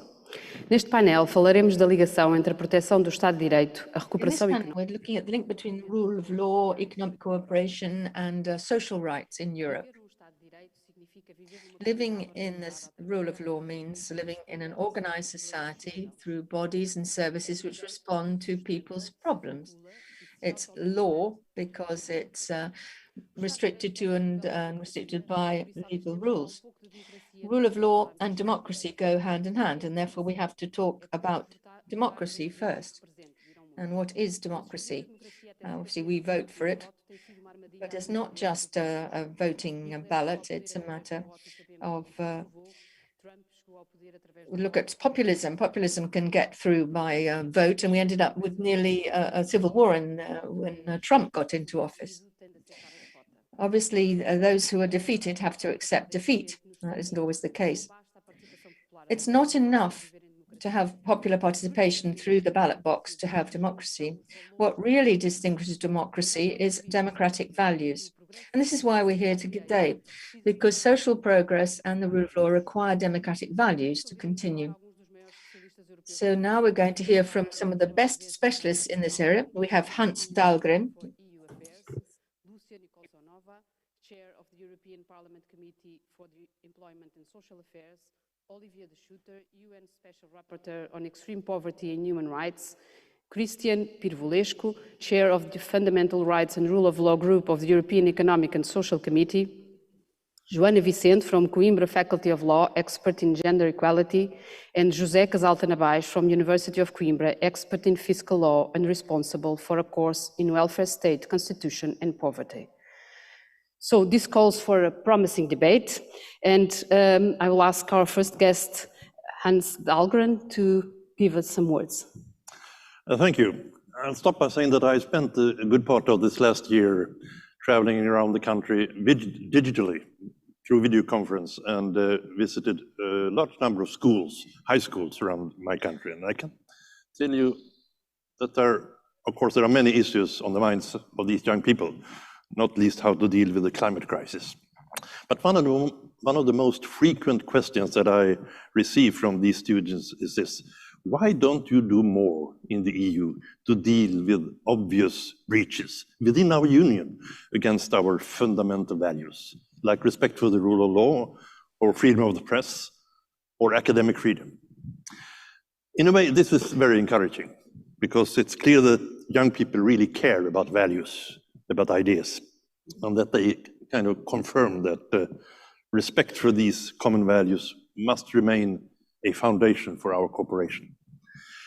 But it's also a signal to us as politicians that we must do whatever we can to strengthen the rule of law. And it is certainly not acceptable that any member state retreats from the commitments made when they joined the Union. And this has been confirmed recently by the Court of Justice, which I certainly welcome, but it is also a political imperative. We cannot allow any backsliding here, because this could risk deteriorating the trust in European integration as such, not least among young people. We know, of course, that the rule of law restricts discretion, hinders wrongful exercise of power, which in turn, I think, is a prerequisite for mutual trust in a society. And we know that when there is an independent and impartial judiciary, which can provide remedies when people do not behave in lawful ways, this also creates, let's say, a sense of certainty in a society. And there is a need for such certainty, for the internal market to function and for economic transactions to flow freely.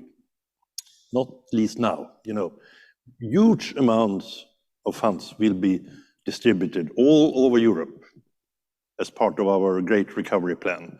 That's not free money coming from nowhere. This is money that in the end will be coming from our taxpayers.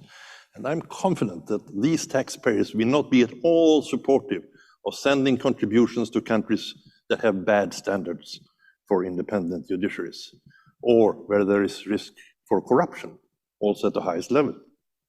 So I'm extremely glad that we have finally now established a mechanism that provides a link between EU funds and respect for the rule of law, both from the regular budget and the money in the recovery program.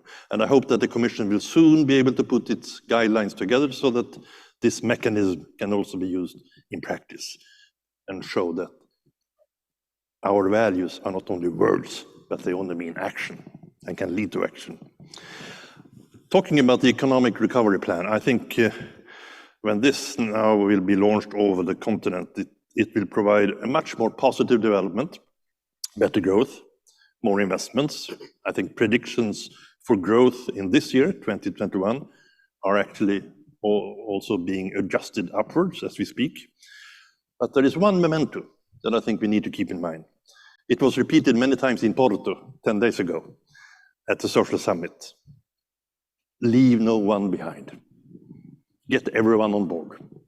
And there is a real risk, I think, in a quick economic recovery that many will soon come back to normality, while others will lag even further behind. And that has been the case we've seen also in normal ups and downs, that those who already have problems getting into the labor market will be even more marginalized. But it doesn't have to be that way. And I think the European Pillar of Social Rights, it includes 20 excellent principles for dealing with the labor market, with lifelong learning, with gender equality, many other important social issues. European integration will indeed benefit from all of us moving in the direction of this pillar, even if the decisions are taken nationally.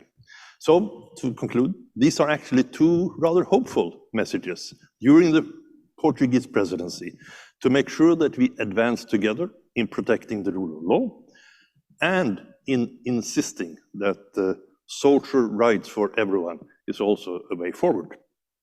And I want to thank the Portuguese government and Ana Paula Zacharias in particular for taking the lead in these two fundamental areas of work for the future. Thank you. Thank you very much for being so economical in your in the use of your words. We will now listen to Lucia Nikolsonova, which will enter digitally or from the distance, I think. Yes, thank you very much for giving me the floor. I hope you can all hear me and you can see me. Thank you very much for the invitation. Social rights protection and the rule of law, these are very wide topics. And, as a former journalist, I visited many separated and segregated Roma settlements in Slovakia. And we have hundreds of them with approximately 200,000 people.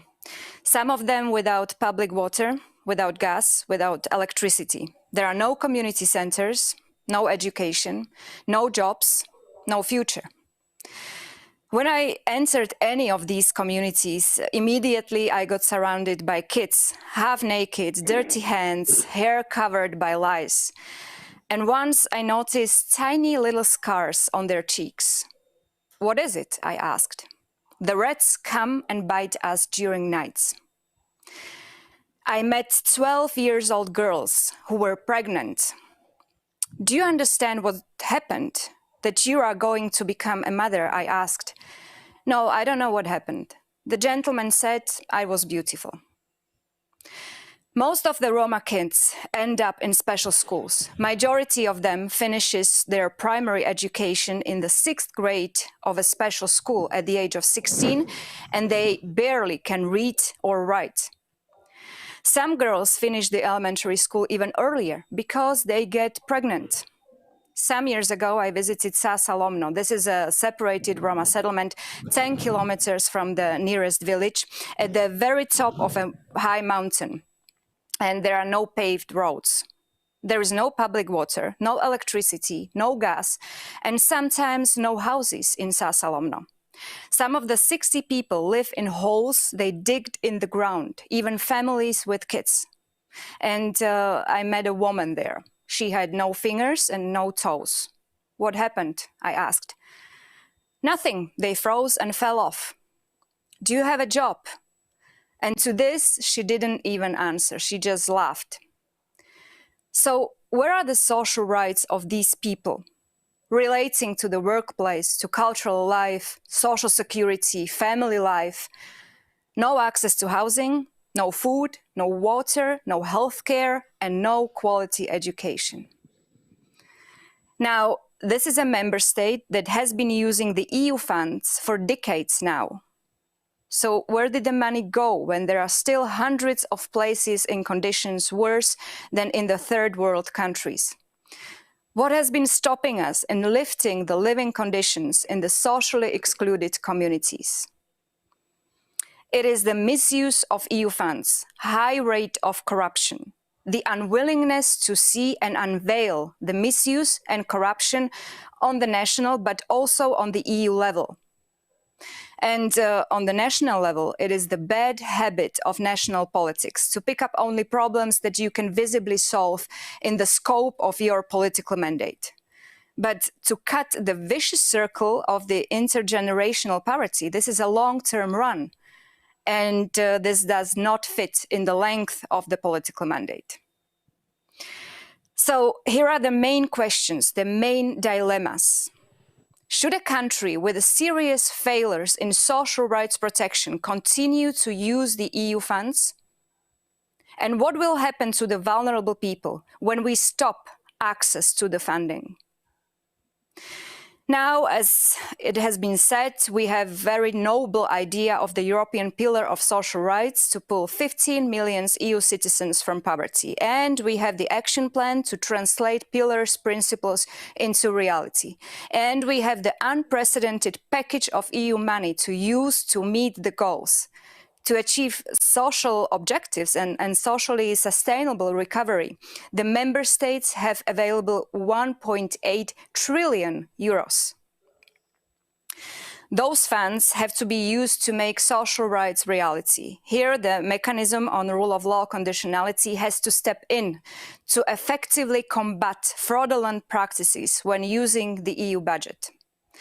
The rule of law also implies non-discriminatory access to social rights, but unfortunately, as you have heard, we are still facing severe problems in the social sphere, which can be partially attributed to the lack of respect for the rule of law. Many of the problems are linked to discrimination in various aspects.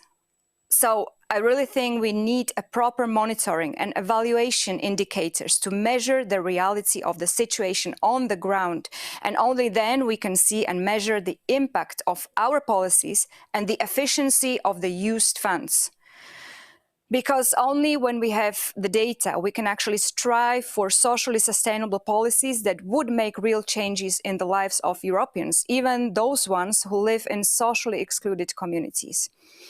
And I strongly think that only then we can talk about Europe where no one is left behind. Thank you very much, and greetings from Brussels. Thank you very much for such an impressive statement. We have now 2 calls for action, so I hope this will be the real result from our conference. It is now time to listen to Olivier de Schutter, also at a distance, so to speak, but very present. I see you now. Thank you very much indeed. And let me express, first of all, my gratitude to the Portuguese presidency of the Union for putting social rights at the very top of the political agenda of this presidency at a time when they are needed more than ever as we try to address the most serious social and economic crisis we have seen since the start of the of the European integration process some 60 years ago. I'm very delighted to speak after Lucia Doris Nicholsonova with her very moving statement, which replaces social rights at the very heart of what we as Europeans must hope for the future. I was on mission as Special Rapporteur on Extreme Poverty and Human Rights to the EU earlier this year, and I met with a number of officials, including Commissioner Nicolas Schmit, the President of Eurogroup, Pascal Donoghue, the Minister of Finance of Ireland, many others, and I was really impressed by the dedication of these officials to combating poverty. Indeed, this crisis was an opportunity to move beyond certain taboos. The rules on state aid were relaxed. The general escape clause of the Stability and Growth Pact was activated, allowing countries to have much more fiscal space to address the crisis.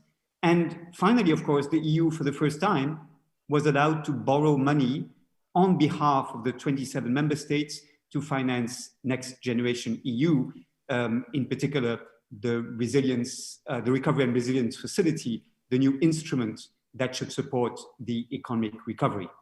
This is fantastic, but I would like to draw the attention of all the participants in this conference to the fact that social rights, as stipulated in Council of Europe standards such as the European Social Charter, or as inscribed in United Nations treaties, were relatively marginal in this process of economic recovery. Indeed, even in the Charter of Fundamental Rights, initially proclaimed in 2000, there is an imbalance between civil and political rights on the one hand, and economic and social rights on the other hand. Social rights were included only to the extent that they were not purely problematic. And when the Charter was adapted to be inserted in the treaties with the Treaty of Lisbon in 2007, there was a distinction made explicit between the rights, including civil and political rights, and the principles that could only be invoked in combination with certain measures adopted at member state level or at EU level that were implementing these social principles. Now, of course, the European Pillar of Social Rights was proclaimed at the Göteborg Social Summit in 2017, but this is not a new catalogue of rights complementing the Charter of Fundamental Rights. It's a political program, and it's a guide for legislative action that is really important, that sends a very strong message, that rebalances to a certain extent the social and the economic in the socio-economic governance of the EU, but these are not rights that people may claim before courts or other independent bodies. The most telling example is Principle 14 of the European Pillar of Social Rights on minimum income. Now, Principle 14 states very generously that everyone lacking sufficient resources has the right to adequate minimum income benefits, ensuring a life in dignity at all stages of life and effective access to enabling goods and services. This is extremely important. However, despite demands from civil society and despite there being a legal basis for this, the Commission proposes nothing more to implement Principle 14 than a non-binding Council recommendation in the Action Plan on the European Pillar of Social Rights. There is no framework directive proposed to harmonize, even partially, the regime of minimum income schemes across the EU. Let me take a third example of social rights being marginalized in the current process. We do not have systematic impact assessments on poverty or on social rights of EU policies and legislation. The national recovery and resilience plans that the member states have now presented are not scrutinized based on their impact on social rights, and the memoranda of understanding concluded between countries benefiting from the assistance of the European Stability Mechanism and the European Stability Mechanism itself. These memoranda of understanding are not assessed based on their compatibility with social rights requirements, despite the commitment made back in July 2014 by Jean-Claude Juncker, when he presented the political priorities of that legislature, the commitment to pay greater attention in the future, he said, and I quote, to the social fairness of new macroeconomic adjustment programs to ensure that the adjustment is spread equitably and to protect the most vulnerable in society. This is a promise that has not been entirely kept. Now, my sense is that the EU law and policy making, although it does make occasional references to the International Covenant on Civil and Political Rights, to the Convention on the Rights of the Child, and of course, to the Convention on the Rights of Persons with Disabilities, the only international human rights treaty the EU is a party to, neglects in comparison the European Social Charter adopted within the Council of Europe and the International Covenant on Economic, Social and Cultural Rights that all the EU member states have acceded to. This lack of reference to existing Council of Europe or United Nations standards in the field of social rights is problematic. First of all, because if we want to achieve a consensus across the member states on issues such as adequate minimum wage, with the proposal for a new directive on this issue made in October 2020, or on issues such as minimum income schemes, well, getting a consensus across member states is much easier if you tell them they already have binding commitments under international human rights law that relate to these topics. Secondly, the EU's credibility in international fora could be significantly enhanced if the EU were applying fully to itself what it seeks to impose on others. Thirdly, and perhaps most importantly, referring to Council of Europe standards and to the standards of the UN in the field of social rights would avoid creating a situation in which member states face conflicting obligations imposed respectively under EU law or as part of EU membership in the European semester process, for example, and under international human rights law. Remember, for example, when Sweden reformed its labor legislation to implement the Laval judgment adopted on 18th of December 2007 by the Court of Justice of the EU, it was found to have introduced these reforms in violation of the European Social Charter. When Greece adopted macroeconomic reforms following the bailouts it benefited from in 2010 and 2012, it was found on 7 separate occasions by the European Committee of Social Rights to have adopted these reforms in violation of the requirements of the European Social Charter. This is not acceptable, and this is why the high-level group of experts on social rights appointed by the Secretary General of the Council of Europe to provide advice as to how social rights in Europe could be strengthened, recommended that a process be launched towards the European Union acceding to the Council of Europe's European Social Charter. And this is a long-standing demand also from the European Parliament, as I'm sure Ms. Nicholsonova shall recall. This was endorsed by the Secretary General of the Council of Europe in her proposals made on 22nd of April concerning the strengthening of social rights in Europe. And this is a topic that I hope shall be on the table of the discussions later this month on 21st of May at the Berlin Ministerial Conference of the Council of Europe. The accession of the EU to the European Social Charter is indeed listed among the 4 priorities that should be discussed at the conference of the parties to the European Social Charter in 2022 or 2023. So let me close by saying very simply that the EU, of course, can be proud of the standards of living achieved on the continent and of the welfare systems that the member states have developed, although there are many gaps that remain still.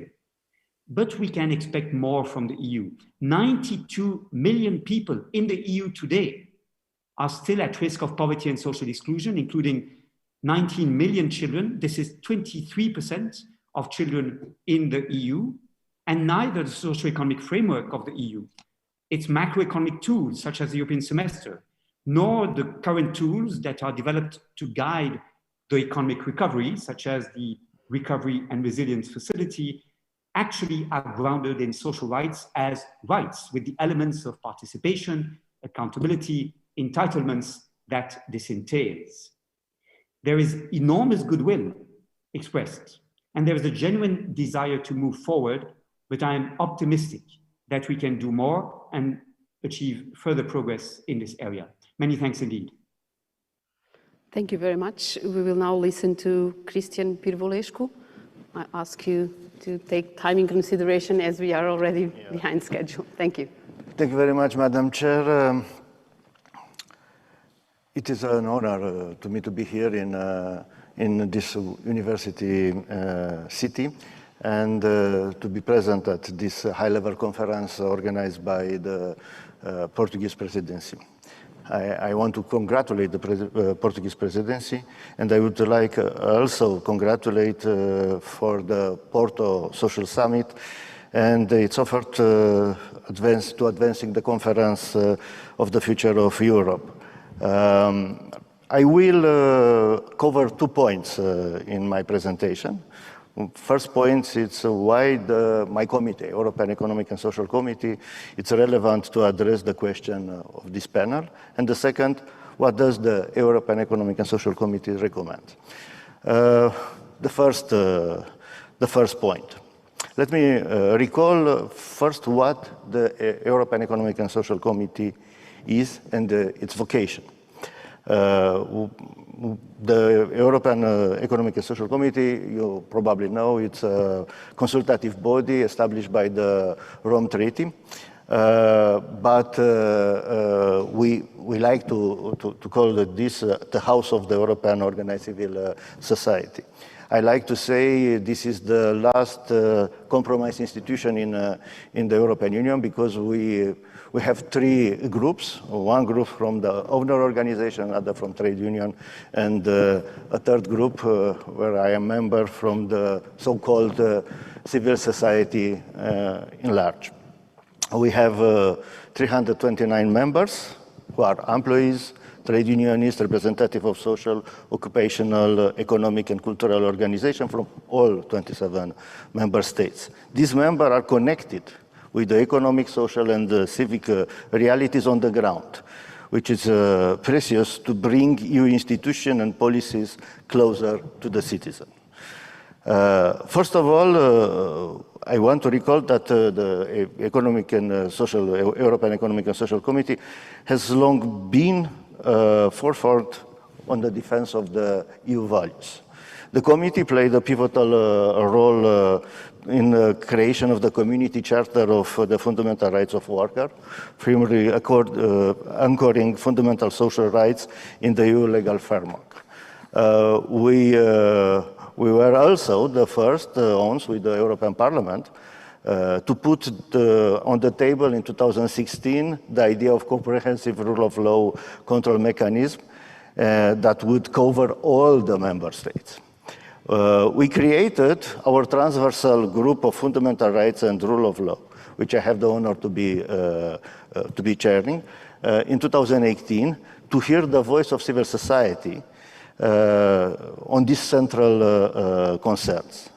Since then, we have organized country visit, hearings and conferences, and we have had hundreds of representatives from civil society organizations, business, trade unions, media, and legal professionals, national authorities on this question. What have we learned from these exchanges? Firstly, employers, workers, civil society all care strongly about EU values. Civil society organizations and social partners know that the role of law is essential for their own functioning, and they are powerful allies in promotion. The European Economic and Social Committee brought membership and built bridges between different stakeholders, and this membership has helped bring focus to all aspects of the rule of law, including the social economic aspects. And this is certainly the key added value of our committee. We have, for example, adopted in 2019 an opinion which highlights the importance of the rule of law principle for sustainable economic growth. We also organized a hearing to the impacts of COVID-19 and the recovery. Social economic angles of the rule of law need more attention And therefore, I applaud the Portuguese presidency for including it in this conference. We must not forget that the rule of law is an important element for the good functioning of the internal market. The social partners and the civil society want EU action on the rule of law, and they want to be involved. We see in our country visit representative of all sectors want a strong European Union response to various trends that affect the rule of law negatively over the Europe. They want to have a say in debate, and they want to be heard. Our committee has heard this call and aims to create a civil society forum on the rule of law. What doesn't committee recommend? First of all, we will have to monitor the impact of COVID-19 on the rule of law, on fundamental rights and democracy for the long haul. Such unperceived crises will have a lasting impact many years after it is over. The central point is that all member states should get out the emergency frameworks and exceptional processes as soon as possible. We should never get used to them. I can assure you that the committee will continue to monitoring this aspect, for example, through the country visit and an upcoming opinion on the topic. Concerning the economic recovery needs the rule of law. This has come up very clearly for economic and social constituents. Rule of law is important by itself, but the rule of law is also needed because it is essential for the effective recovery. Concretely, we need EU political money to support the economy and society, and to tackle the climate, digital, and social challenges that we are facing. We cannot afford to the European taxpayers' money being wasted in the corrupt way on reinforcing policies that go against the rule of law. The European Economic and Social Committee strongly supports the rule of law conditionality and will issue an opinion to propose detailed recommendation for the recovery phases. As we all know, the devil is in details. And it is important that the rule of law conditionality be implemented all along the budgetary flow. But we must be careful that end beneficiary not be affected. Economic recovery and social progress can go hand in hand as long as social partners and civil society are fully involved in these recovery processes.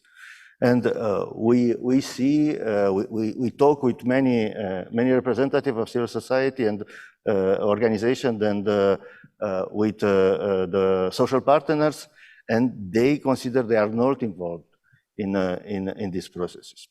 In conclusion, for the European Economic and Social Committee point of view, the rule of law is both a value to be defended and the condition of efficient and sustainable economic recovery and social progress.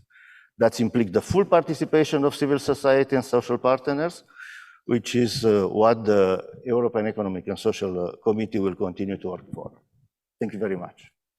Thank you very much. It's now time to give the floor to our Portuguese guests. First, Joana Vicente from Coimbra Law University. Please. Muito obrigada. Excelências, senhoras e senhores, gostaria antes de mais de agradecer. Your Excellencies, ladies and gentlemen, first of all, I'd like to thank you for the invitation to take part in this conference on the state of rule of law in Europe. I'd like to talk particularly about the European pillar of social rights and the balance between professional and family life. And I'm going to continue now in English.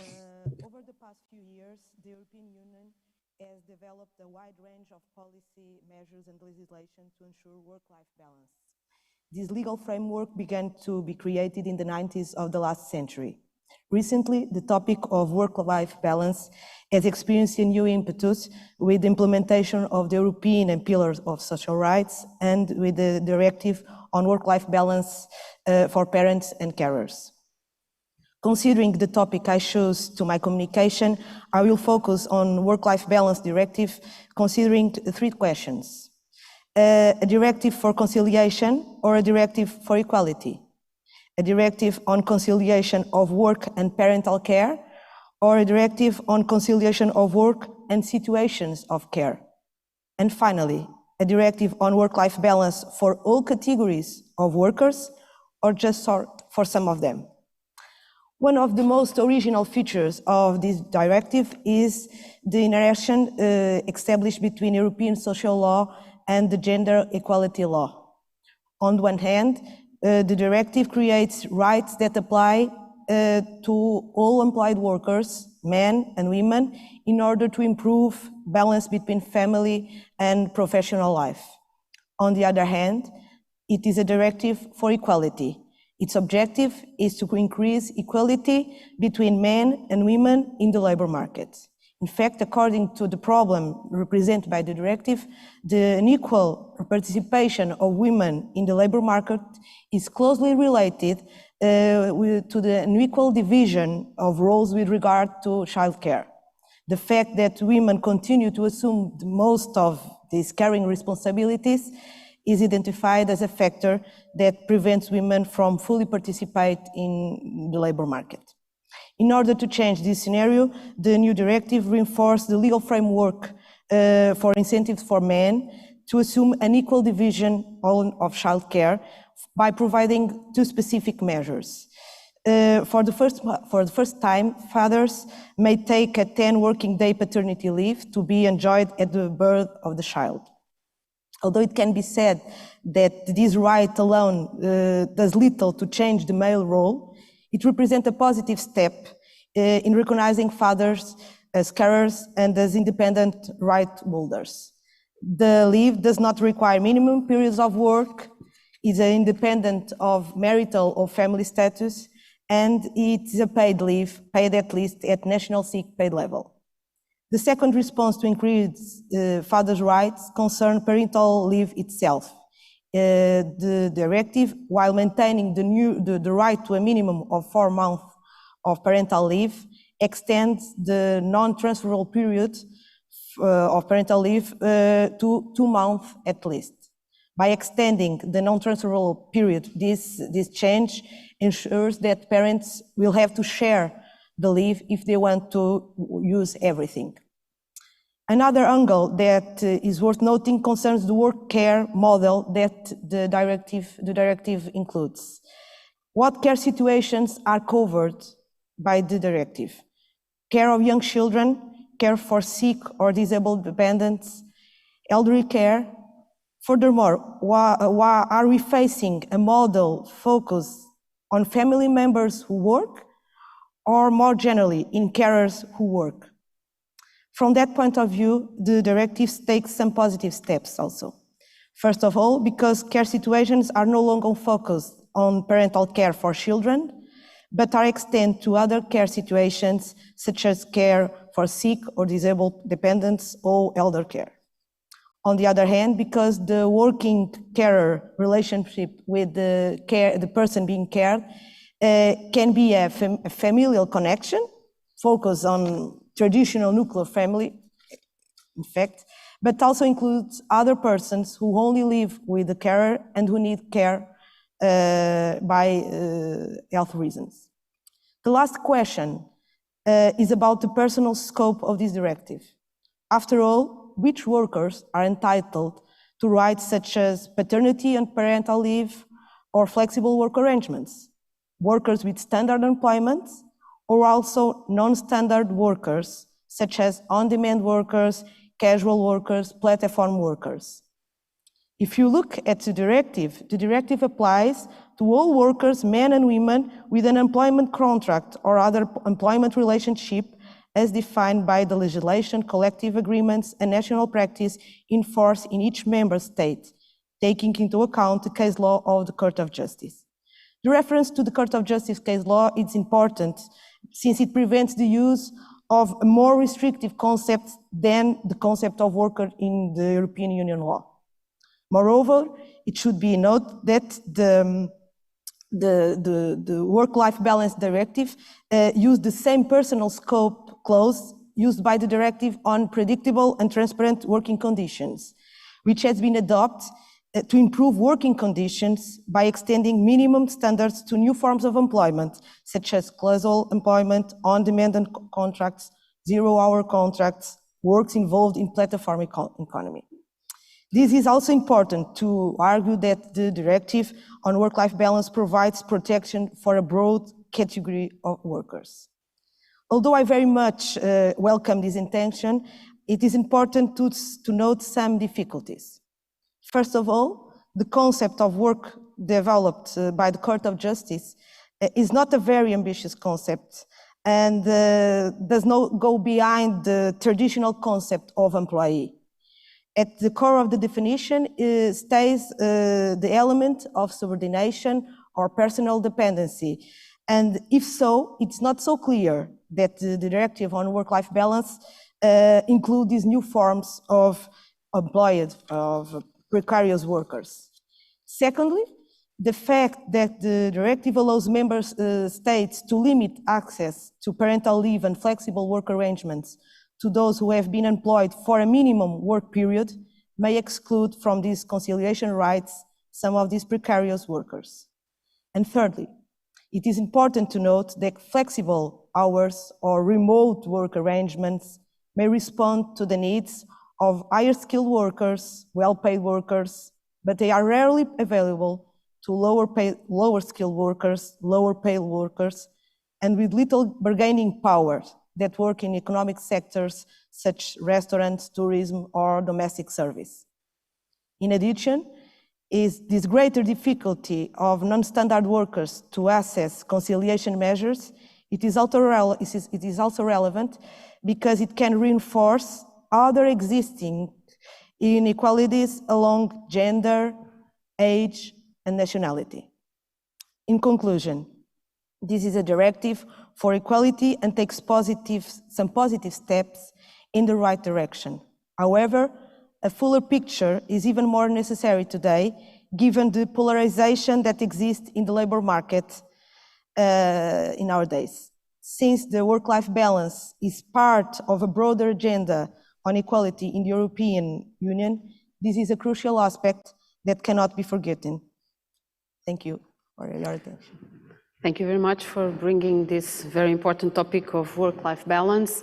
I will now give the floor to our last participant, José Casal Tanabais.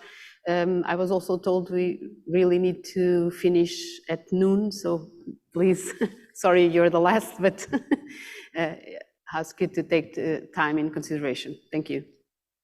Muito obrigado, senhora moderadora. Antes de mais, os meus cumprimentos à sua moderação. Very much, Madam. Allow me to greet both your good self and other panelists, as well as all participants, be they here or remotely. My greetings also go to the organizers of this meeting, as well as my congratulations and my sincere thanks for the kind invitation extended to me to take part therein. I will be succinct and refer to the other side of the coin, as it were, i.e. the support or the fiscal sustainability of the state and the social state, therefore, public services and public policies. The issue being to determine to what an extent, with the pandemic, did the issue worsen? But even without the pandemic, what used to be a success story throughout the second half of the 20th century, i.e. a fiscal state that supported relatively effectively the social welfare state at the level of nations, at the level of nation states, faces today very complex issues because problems went global whereas solutions stayed local. Therefore, my very first problem is, of course, how to pay for, how to sustain policies. The solution through the fiscal or tax state was the best or the most successful solution so far. And this is the solution that now has to contend with the steep waves of globalization, even without factoring the pandemic in. The notion of the tax state, which stipulates that the state is funded through unilateral taxation, or in other words, in an heteronomous, non-autonomous manner, not that the state owns the economy, but a structure that successfully steeps in the economy. If the economy should not be successful, obviously, the state will not have a great deal of funds to have recourse to and then put to general service. This state obviously needs a free market economy. The economy will produce, will undertake primary distribution of wealth, and should it run smoothly, the secondary redistribution that will not need to be that demanding and may be more regulatory in nature. How did the states go about doing this at state level, which remains feasible at union level? Despite issues of political sustainability, national communities cannot these days solve all their matters within the framework of nation states. Therefore, ergo, the importance of regional organizations such as the European Union. Social policies remain in the hands of states to a considerable extent, and therefrom arises a problem when it comes to the balance between the state and the market, the free market. And a modicum of dysfunction, namely, market is in the hands of the European Union. The financial support of both states and policies, all of them, but with pride of place to welfare state policies, are controlled at union level. Hence, the issue of how best to finance the state when the market dynamics are under the aegis of the European Union.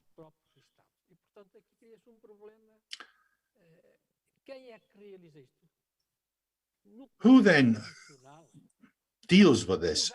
Traditionally speaking, the tax stakeholders or the tax legislator, the taxpayer ultimately, the tax administration, and possibly courts.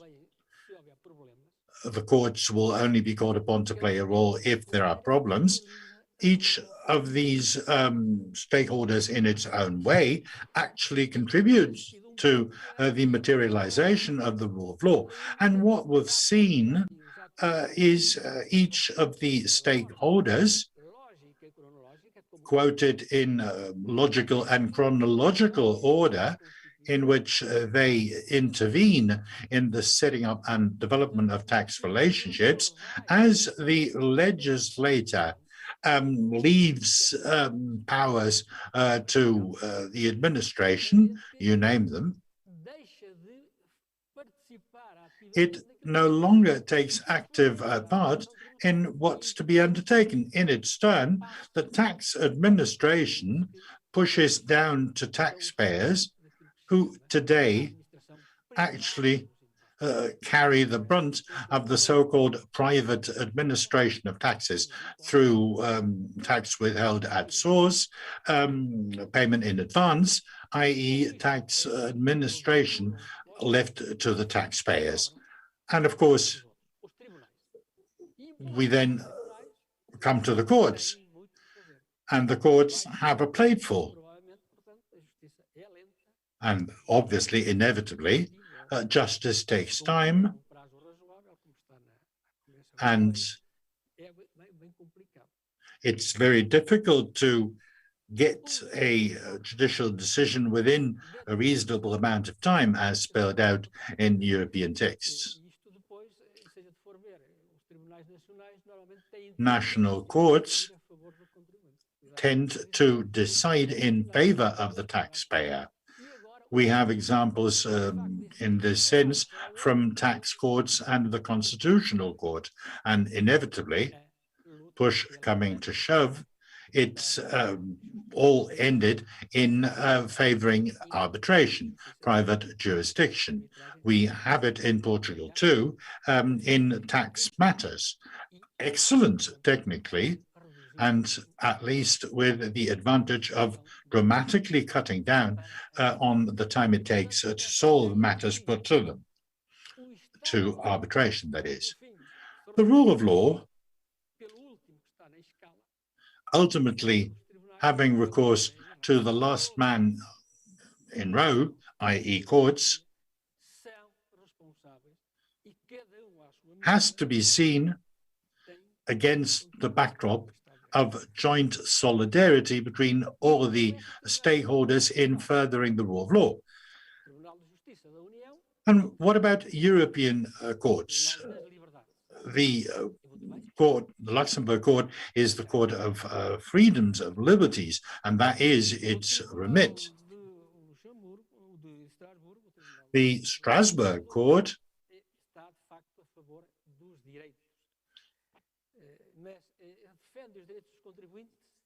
protects rights, included therein the taxpayers' rights, question mark.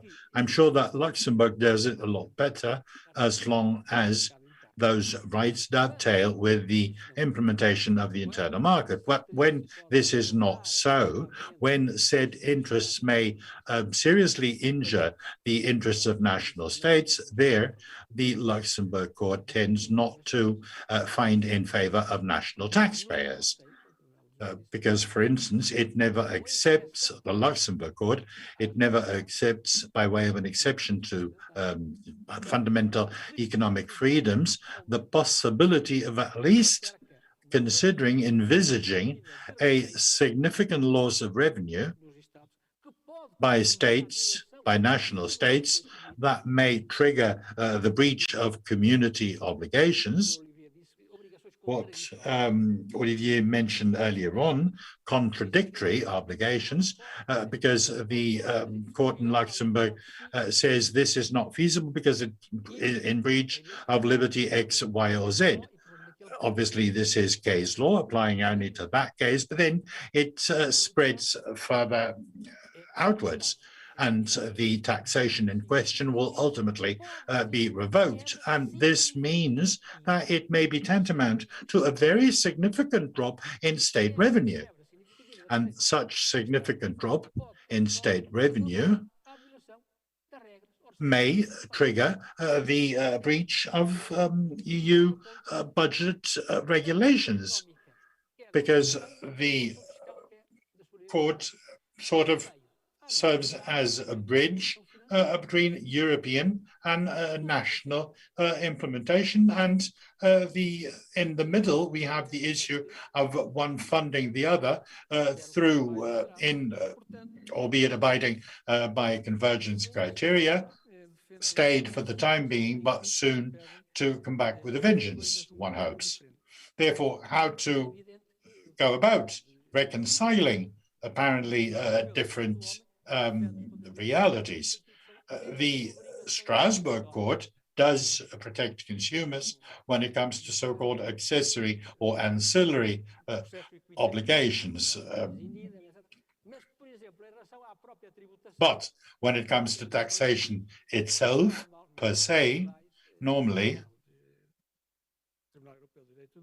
the Strasbourg court very seldom finds that a national taxation issue is incompatible. I remember some cases pertaining to excessive taxation in Hungary,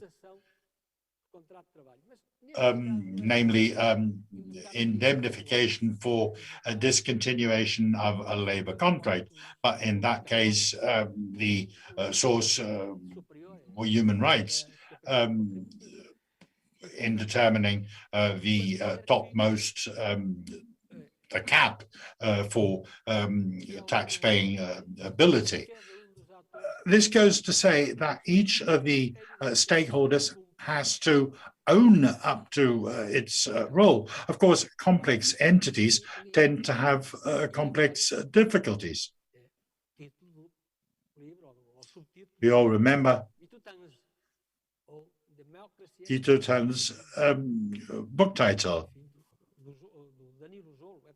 as well as the other one by Danilo Zoll. For complex situations, therefore, all bodies, all stakeholders are extremely relevant there too. In other words, poverty is to be fought with resources, and those resources must be taxes, be it from today or tomorrow.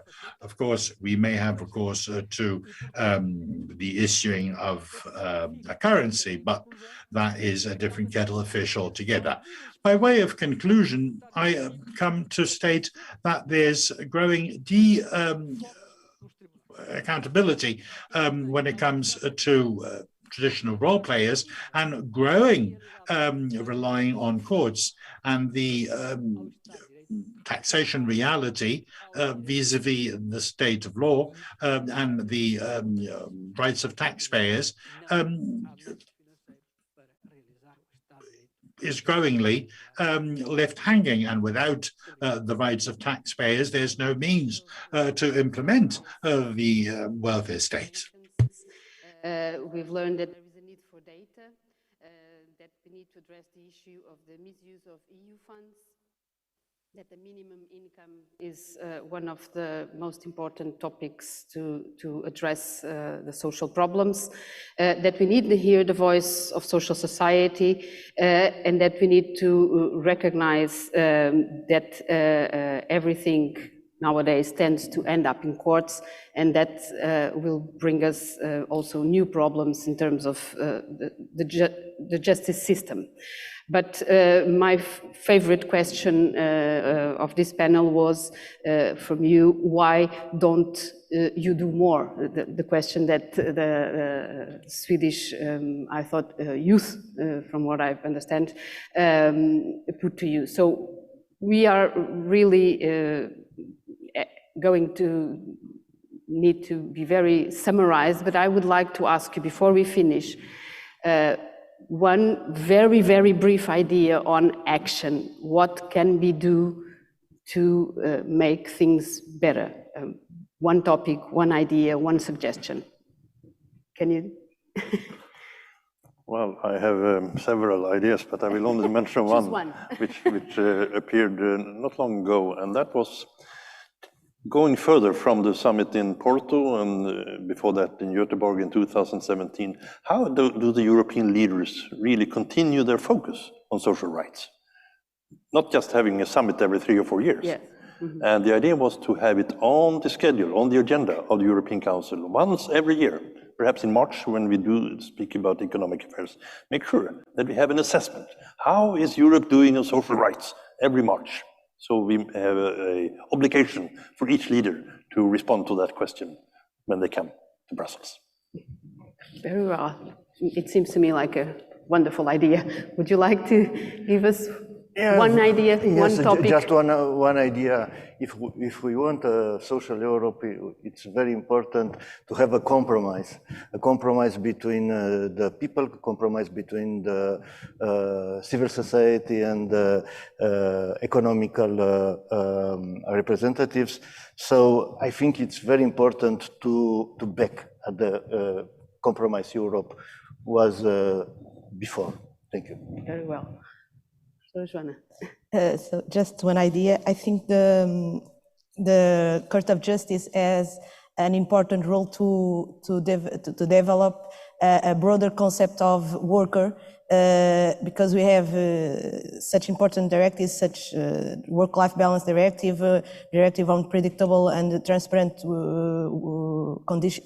working conditions, the new directive related with a minimum income. And if we have not a broader concept of worker, all these important social rights will not be effective. So it's the most important thing. I think we have to improve in the future.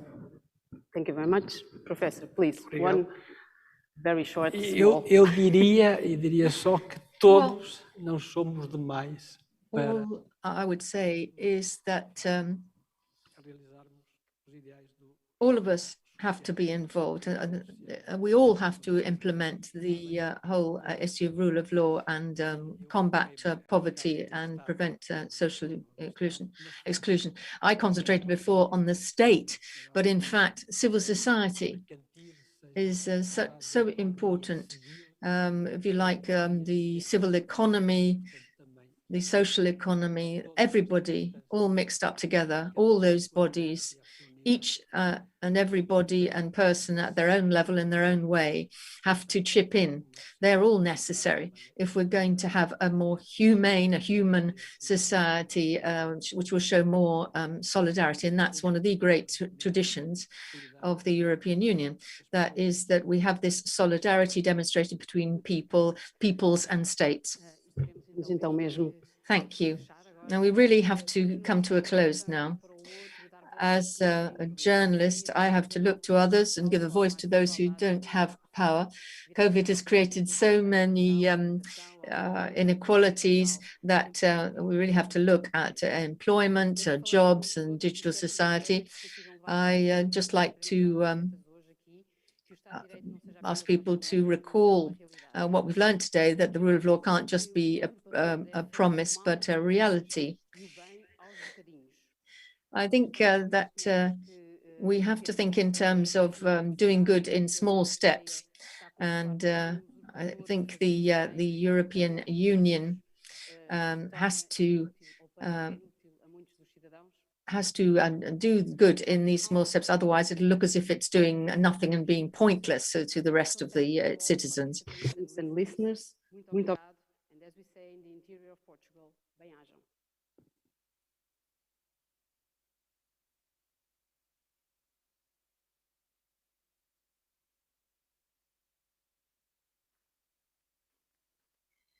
We hope you had fruitful discussions in each session this morning. We will now proceed to the closure of the conference. In this closing session, we will have the chance to hear from the Ministers of European Affairs of the trio of presidencies. And now, we welcome on stage for some remarks through video conference the Vice President of the European Commission for Values and Transparency, Vera Jourova. Ladies and gentlemen, let me start by thanking the Portuguese presidency for the priority given to the rule of law related matters, and in particular for co-organizing this conference. Rule of law is what defines modern democracy, and it is essential that we continue to discuss in many fora of this topic so that society at large realizes that it is much more than an abstract and remote legal concept. Today's event is a contribution to this ambitious goal. Portugal is a very symbolic place to hold such a debate. Portugal's history is a loud testimony against tyranny and dictatorship, its longing for freedom and its desire to have a state based on the rule of law and democracy, rather than one based on the rule by law led the Portuguese people first to freedom and then to the EU. Your faith and struggle were an inspiration for many of us in Central and Eastern Europe who wanted to free themselves from the shackles of autocrats. And the fact that we come from dictatorships anchored in opposite sides of the political spectrum reminds us that democracy and rule of law are not partisan, nor can they be used against any particular political position. They just belong to all of those who share these basic values. I know you have covered a broad range of very relevant topics related to the rule of law throughout the past few days, from the role of civil society, the role of European and national courts, to the links between the rule of law and social and economic progress, and of course, also the rule of law in the context of the COVID-19 pandemic. These topics also show that the rule of law, like democracy, requires constant work and permanent support. It is not given once and for all. On the contrary, recent years have shown that it can be at risk if not constantly nurtured. We also know that rule of law is a thorn in the foot of those who get inspiration from the authoritarian playbook and would like to skew democracy in their favor. I would like to briefly describe where I see us in the EU when it comes to upholding and promoting the rule of law. And let me be clear from the start, there is no silver bullet nor magic wand that will solve all problems at once. As I said before, protecting the rule of law requires constant determination and patience, and not only from the Commission, but also from all other important actors. The Commission, the Member States and the Council, civil society, citizens and voters. The ongoing COVID-19 pandemic has further highlighted the importance of the rule of law and has proven to be a real stress test for the resilience of our national systems. It has also underlined how the rule of law has a direct impact on people's daily lives. All member states have taken exceptional measures in order to protect public health, and most have declared some form of public emergency or granted special emergency powers under constitutional provisions or public health protection laws. Reactions to the COVID-19 pandemic showed overall strong resilience of the national systems. In many member states, courts have scrutinized emergency measures, and political and legal debates took place on whether the emergency regimes applied were justified and proportionate. The Commission has always underlined that the effects of the medicine cannot be worse than those of the illness. The response must therefore be limited only to what is necessary and proportionate, limited in time and subject to oversight by national parliaments and courts. We have been closely monitoring the application of emergency measures and will continue to do so. We will report on this monitoring in the second annual Rule of Law report, which we are going to publish in July. The rule of law and effective justice systems will also be essential to ensuring a sustainable and inclusive recovery. I believe we have moved quite considerably at the European level to build our rule of law culture and to confirm the foundations on which the Union is built, for instance, on Article 2 of the treaty. We have now a whole range of instruments, both to prevent new problems from arising and to react if we see the situation is getting worse. You are familiar with many of them, and they have been discussed also during this event. They include the Article 7 procedure, infringements, the annual rule of law report, and the new rule of law budgetary conditionality. Let me pause for a second on the latest addition. The budget conditionality regulation entered into force on the 1st January 2021 and has thus been applicable since then. the objective of the conditionality is to protect the financial interests of the Union in the case of breaches of the principles of the rule of law by the member states that affect or seriously risk affecting the EU budget and funds. Sound financial management of the EU budget and tools for the Commission to intervene in case of breaches have long been established under cohesion policy, and decisions have been taken in the past to withhold or suspend payments. And enabling conditions to respect fundamental principles such as fundamental rights prior to program approval have existed also for long. What is new in this new tool is the link to rule of law issues that affect this sound financial management. And given that with the multi-annual financial framework and the next generation EU, we will deal with much more money than ever before to rebuild our economy following COVID-19 crisis. So it is only natural that we also protect taxpayers' interests in the good management of this money. I want to be well understood. The application of this mechanism will be fair and objective, and it will ensure equal treatment of all member states. We are currently preparing guidelines which will set out in more detail how the Commission will apply the regulation. Hungary and Poland have challenged the regulation before the Court of Justice, and we will finish the guidelines after the judgment of the court to incorporate any relevant elements stemming from it. At the same time, we have already begun monitoring possible cases, and as reiterated by President von der Leyen, any breach occurring after the 1st January this year will be covered. No case will be lost. So this new response tool will complement the other possibilities we have to address rule of law matters in the EU in the spirit of dialogue and constructive engagement. Allow me also to point at our work outside of what we call the rule of law toolbox, which is important for democracy and fundamental rights, and where we need your support. In this regard, we have presented in 2020 a new strategy for the application of the Charter of Fundamental Rights. We have given particular attention to the application of the rights and freedoms in the member states and the impact on citizens' daily lives. Nobody should be afraid because of who they are or who they love. We cannot and we will not accept LGBTI free zones or any other stigmatizing exclusions.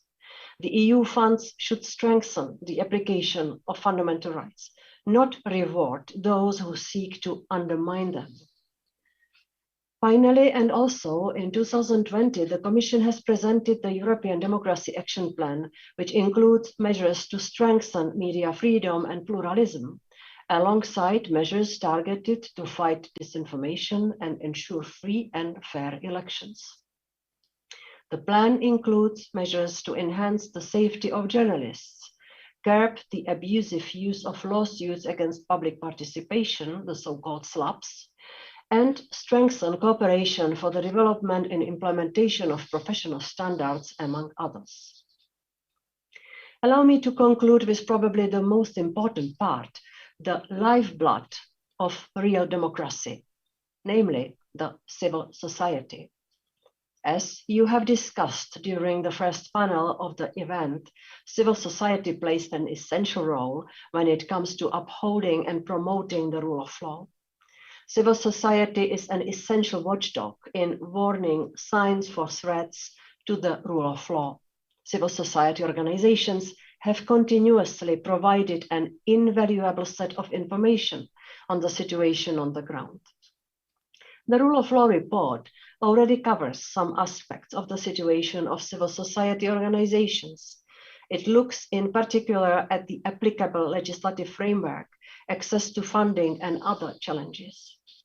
The Commission highly values the inputs received by civil society organizations in this regard, which feed the preparation of the report, both in the context of the country visits and through the targeted stakeholder consultation.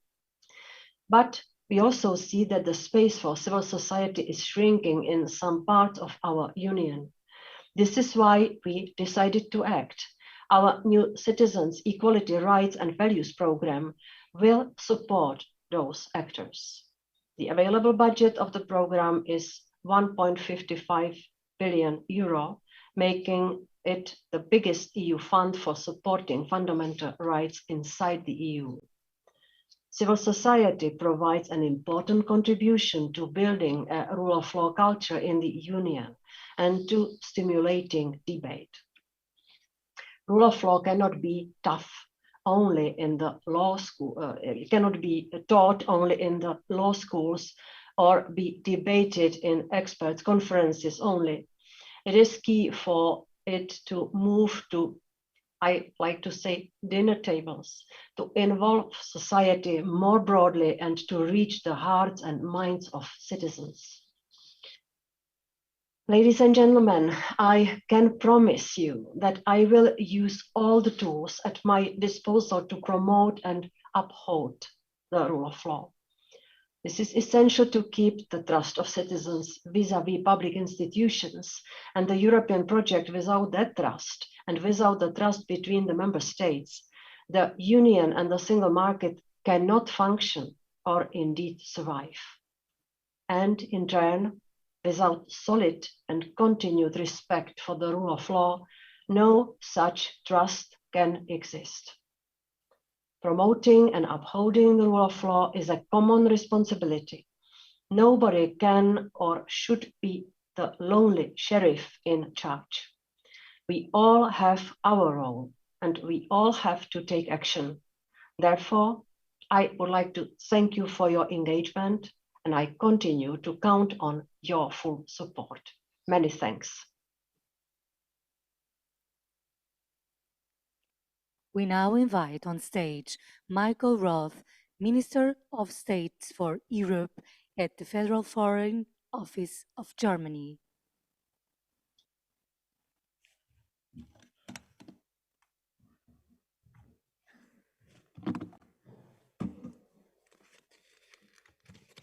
Dear Anna Paula, dear Gaspar, Vera, ladies and gentlemen, thank you so much for having me. It's a real pleasure. I would like to start with a personal remark. Dear friends, I'm not obsessed by the rule of law. For me, rule of law is not an instrument to blackmail my distinguished colleagues. It's not my job to annoy my colleagues. I just try to do my job for 7 years under quite difficult circumstances. I try to do my job because the European Union is not just a single market. It's not just a currency union. We are first and foremost a union of common values. The rule of law has been one of the foremost topics of our Council presidency for a very simple reason. The rule of law is the solid foundation for and the strong shield for all other rights, privileges, and duties that we all enjoy in the European Union. The European Union is more than a common zone of economic interest, more than a political club. It's a community based on these values: democracy, equality, justice, for all of which only the rule of law is the basic fundament. Let me be very frank. The EU was not vocal and visible enough in strengthening and defending the rule of law. We lost a lot of credibility, in particular in the states where rule of law is under pressure. And that's a huge burden in particular for the Council. And that's why all four of us, Portugal, Germany, Slovenia, and the Commission, have put our energy in establishing two mechanisms that further protect and foster the rule of law in the EU. First, we have created a new rule of law mechanism in the context of the new multi-annual financial framework. This new mechanism allows for adequate responses in cases where breaches of the principles of the rule of law in a member state affect the use of EU funds. My impression is that the expectations in civil society are extremely high. That's why we are obliged to deliver as soon as possible. And I'm confident that the European Court of Justice will confirm the legal soundness of this mechanism and that it will pass with flying colors any and all challenges brought against it. I'm very grateful to Vera because I count on the Commission to use this new tool. Secondly, I'm especially glad that we have found in our presidency, again supported by our trio partners and by the Commission, a format to foster our understanding of the rule of law in an open, constructive, and positive way. The rule of law dialogue, the rule of law check, established under our presidency last year, presently consolidated by Paula and our Portuguese colleagues, and to be continued by the Slovenian presidency, has already helped us to discuss the rule of law as partners on eye level, and with a view to best practices we all can learn from. To this day, 10 member states have been in the country-specific focus of our discussions in the Council.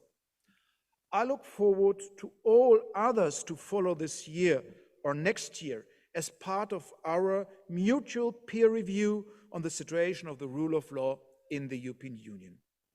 In the Council, and as part of the rule of law dialogue, we are discussing everything from justice systems to institutional checks and balances, from media freedom to the fight against corruption.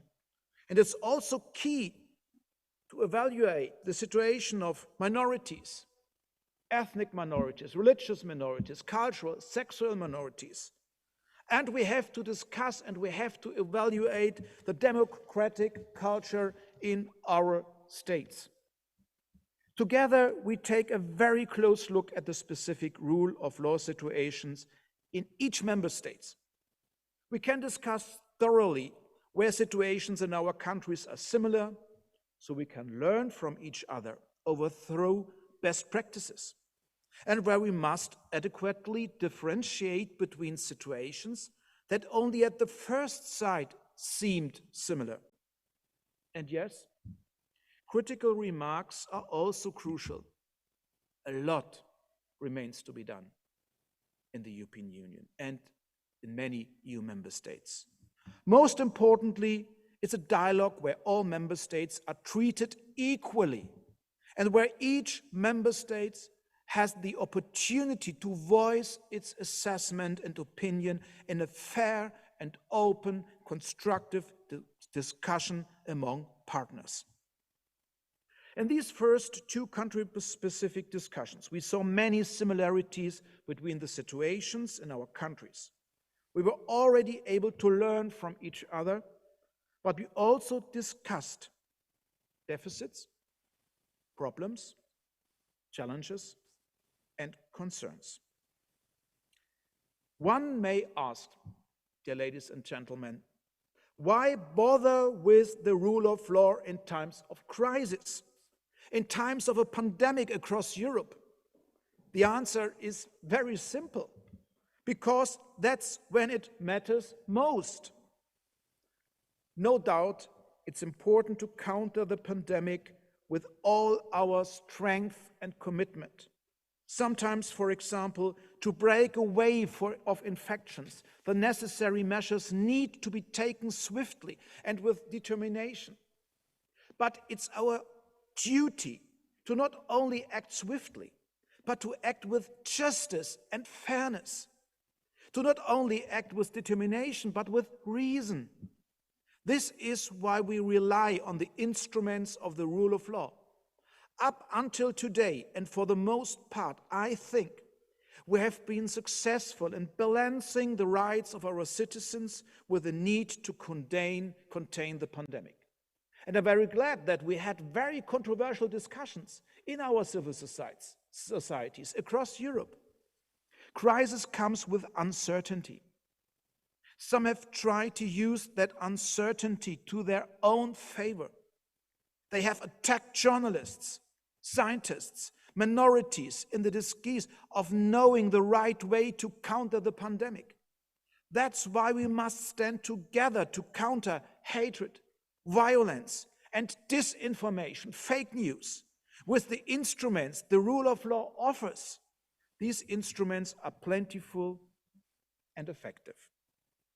Finally, and beyond all discussion, we must not forget to make the rule of law accessible to our citizens. We must communicate. We must reach out to our citizens in order to involve them into a culture that fosters and aims to improve the rule of law and our fundamental values.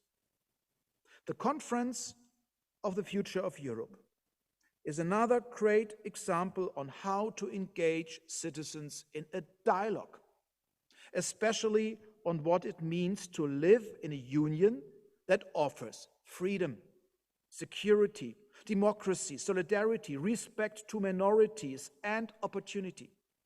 We should use this extraordinary forum to better explain what the rule of law means to all European citizens. We should not cease to underline the role of the rule of law in Europe. That is the foundation of the European Union. That, exactly because of this foundation, will recover from any crisis. Thank you so much, and thank you so much, Anna Paula, for your personal commitment. I highly appreciate.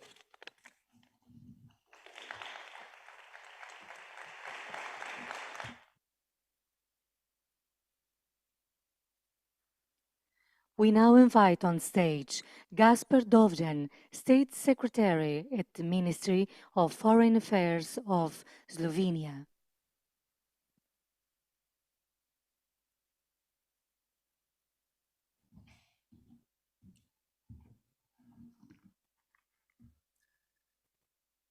Dear Anna Paula, dear Michael, dear Vera, ladies and gentlemen, dear participants to this conference on the rule of law.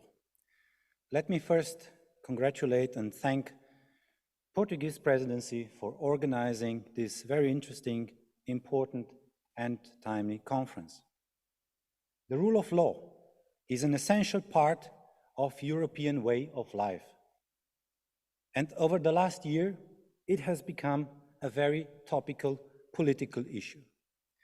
The incoming Slovenian presidency of the Council of the EU will put special emphasis on equal respect for the fundamental values and principles of the EU, including the rule of law, which is a joint responsibility of member states and the EU institutions. The primary responsibility for ensuring respect for the rule of law lies with the democratically elected institutions and their representatives.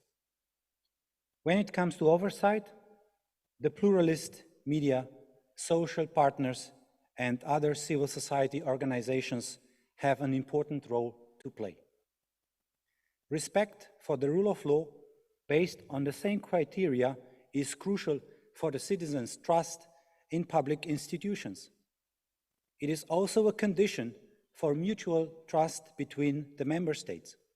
Moreover, it is fundamental to the proper functioning of the internal market, where laws and regulations are drafted and applied impartially, uniformly, and effectively, and budget spending follows all valid rules.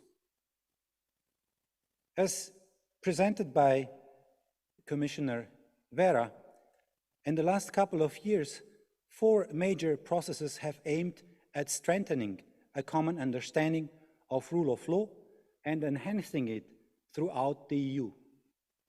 Let me begin with the least controversial one. The European Commission has launched an increased number of infringement procedures against member states before the Court of Justice of the EU for breaching the rule of law. The court has issued several landmark rulings preventing further systemic violation of the rule of law.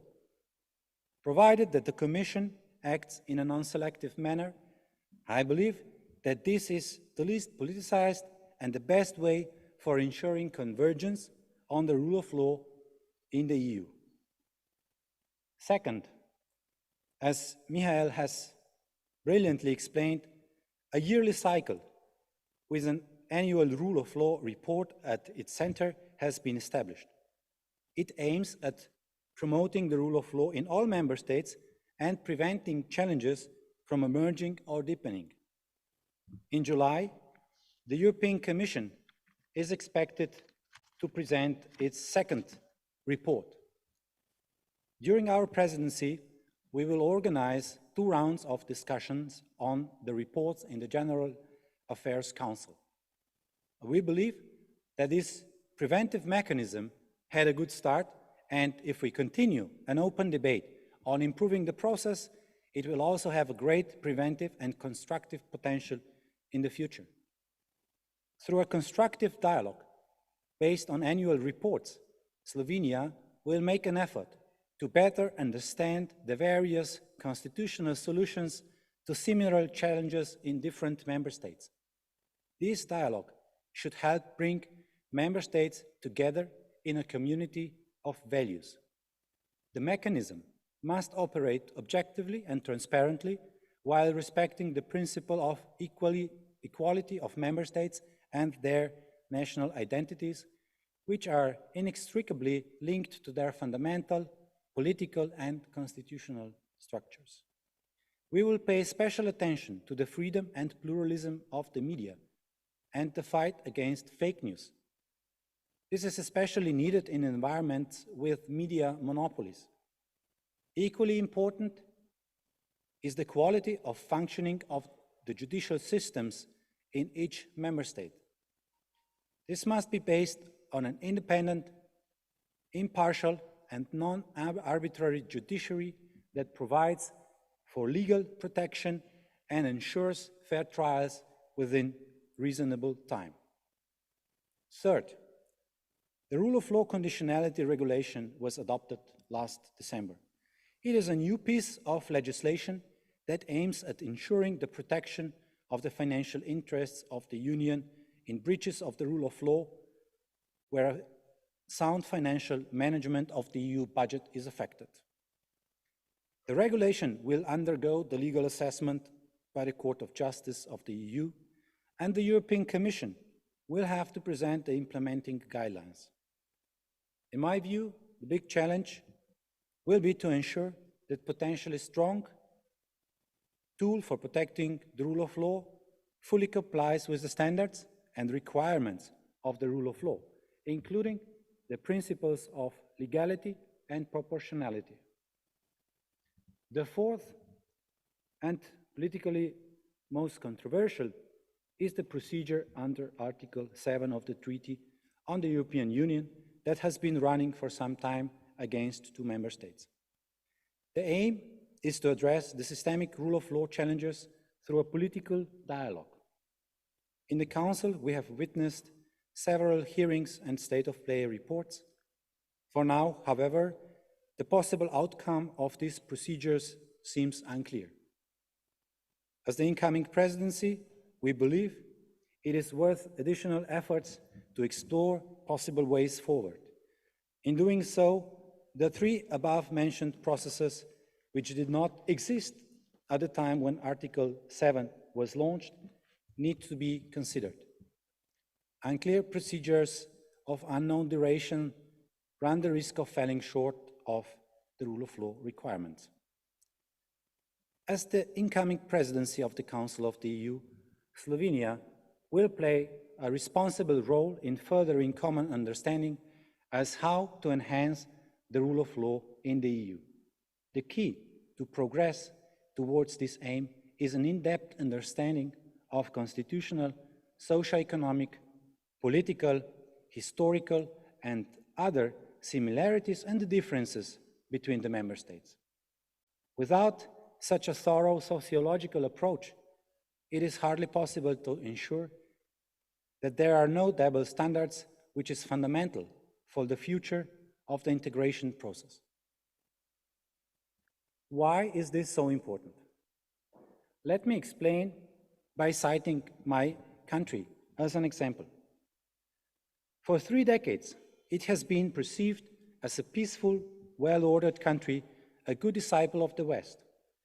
Slovenia formally, swiftly introduced the necessary reforms and established the European practices that led to the EU, NATO, and OECD membership.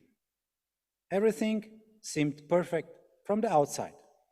However, over the last year, some international media have raised concerns regarding media freedom and the government's communication with journalists. I have to admit that the increased special attention to Slovenia is great news. There's finally some interest in what is going on in our country. Unfortunately, there was little interest in the past developments that, to put it mildly, constituted blatant and systemic denial of the rule of law, which also led to the distortion of the functioning of Slovenian democracy. In his letter to the President of the European Commission of 26 February, our Prime Minister listed 20 such internationally overlooked cases. I do not have time to outline all of them, but let me focus only on the most fundamental one.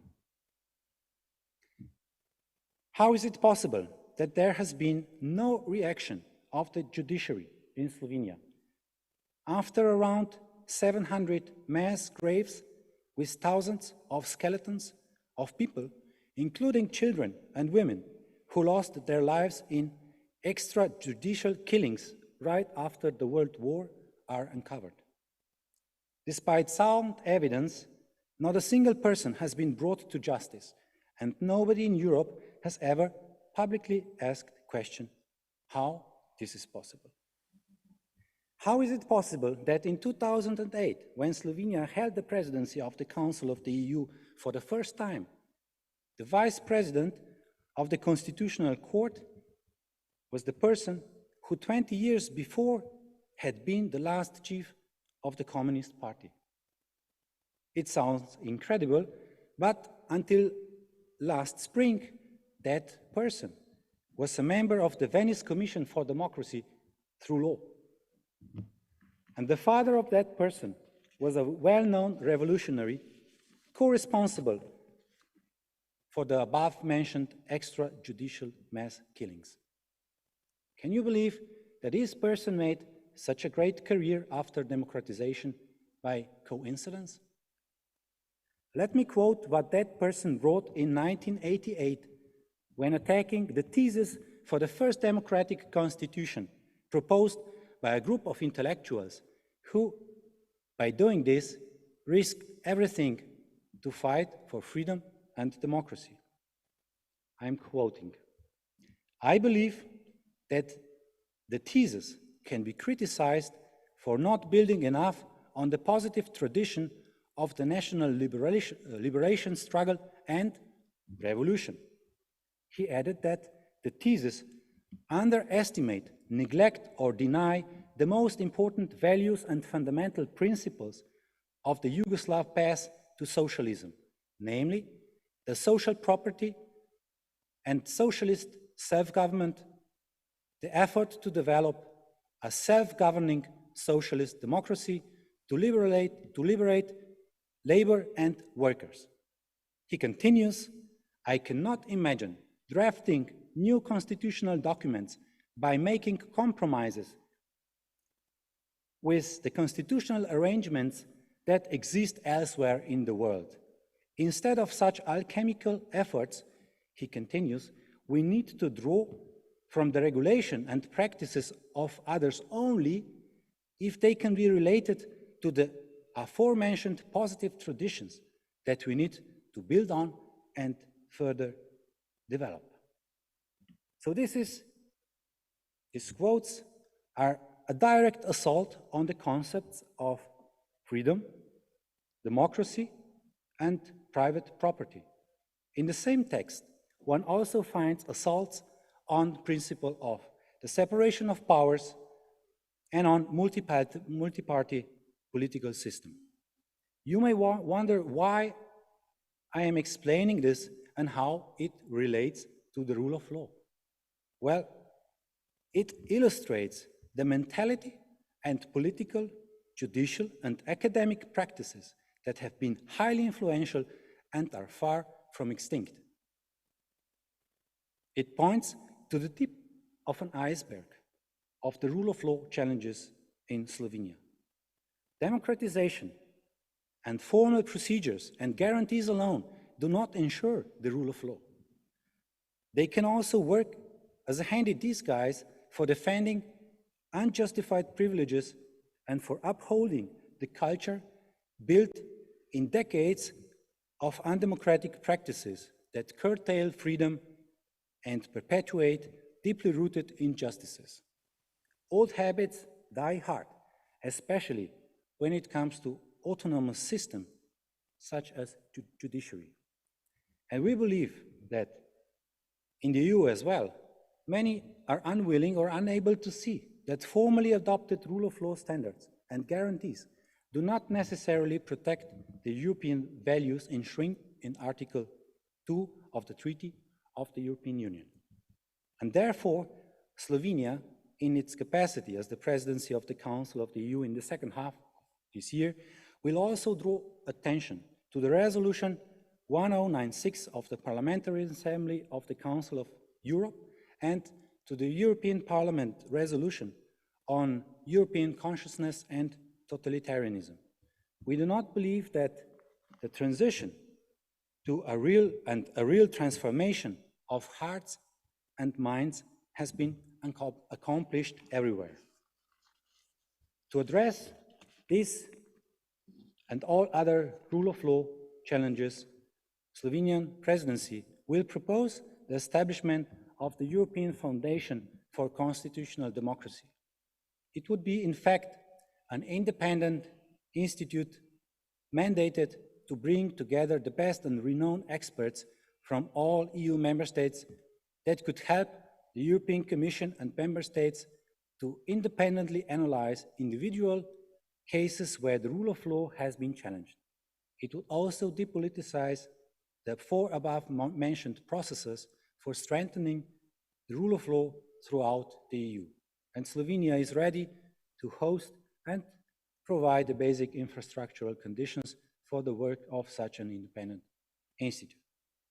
By this, I conclude with full gratitude to the Portuguese presidency and also Germany before Portugal presidency for our good cooperation in trio, also when it comes to the rule of law, which is of fundamental importance also for our future. Thank you for your attention.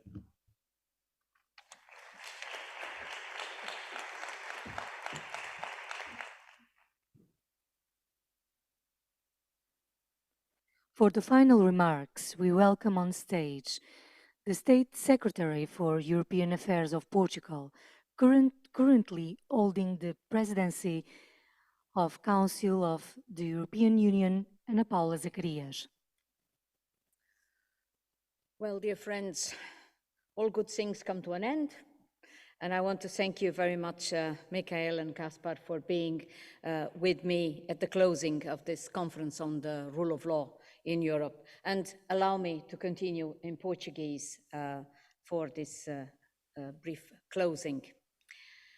É-me muito grato encerrar agora esta conferência. It's a great pleasure for me to close this high-level conference on the rule of law in Europe.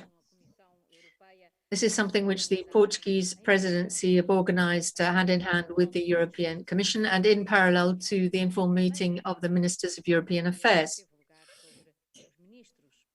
And this first meeting under this heading among ministers, which took place yesterday afternoon.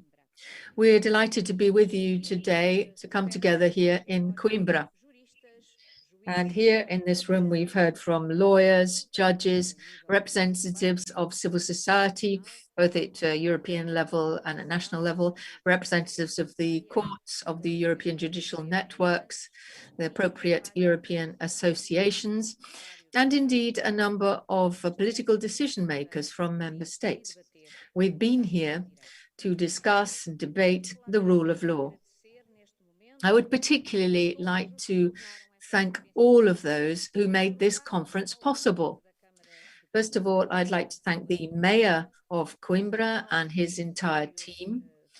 I would like to thank Commissioners Šefčovič and Elisa Ferreira, who were with us yesterday, and then Didier Reinders, the Commissioner for Justice, and Commissioner Vera Jourova for their presence. I'd also like to thank our Minister of Justice and our Minister of State and Foreign Affairs, and all our colleagues, ministers and state secretaries of the European Union who were here, who took part. I'd also like to give particular thanks to the University of Coimbra, and particularly Professor Paulo Pinto Albuquerque, without whom this conference would not have been possible. I'd like to thank the presidency team, all of whom have worked very hard to organize this event.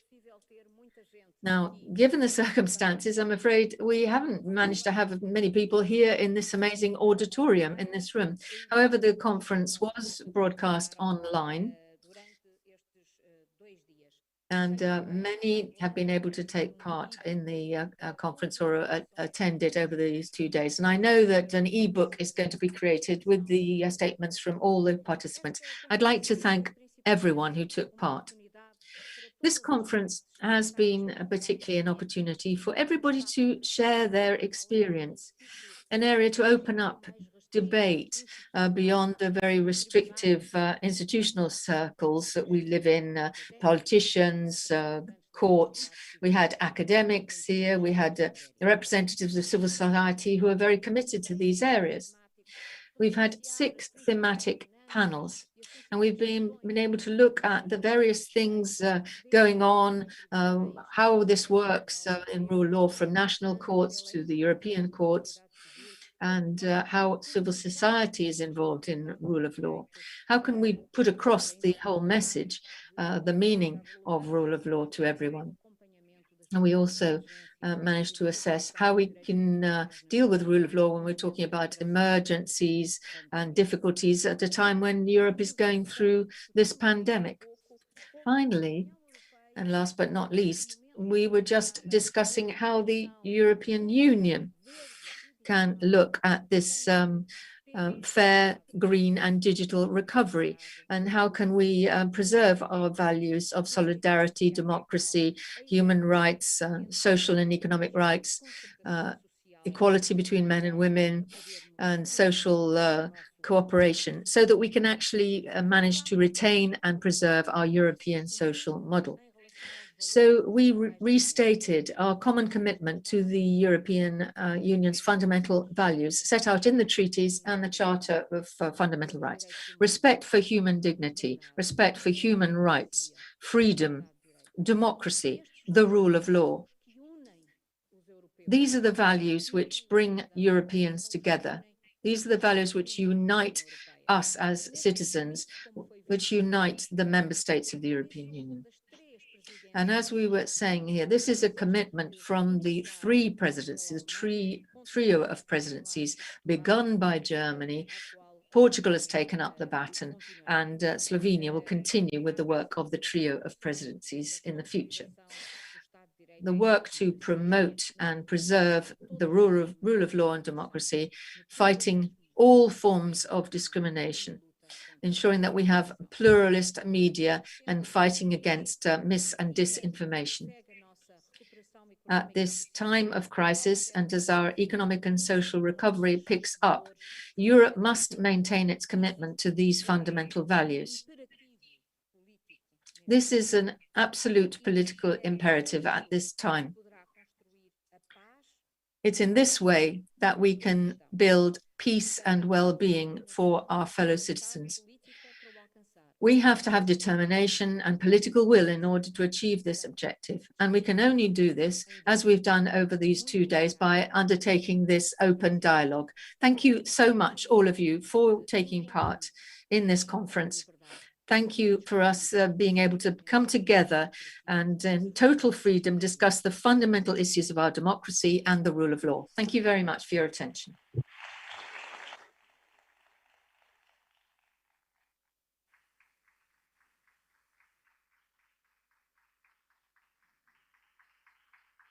Ladies and gentlemen, dear guests, it was a pleasure having you in Coimbra and online. We are glad to have shared these 2 days of conference with all of you. For those here in Coimbra and all those watching online, thank you. The closing session of high-level conference has now ended.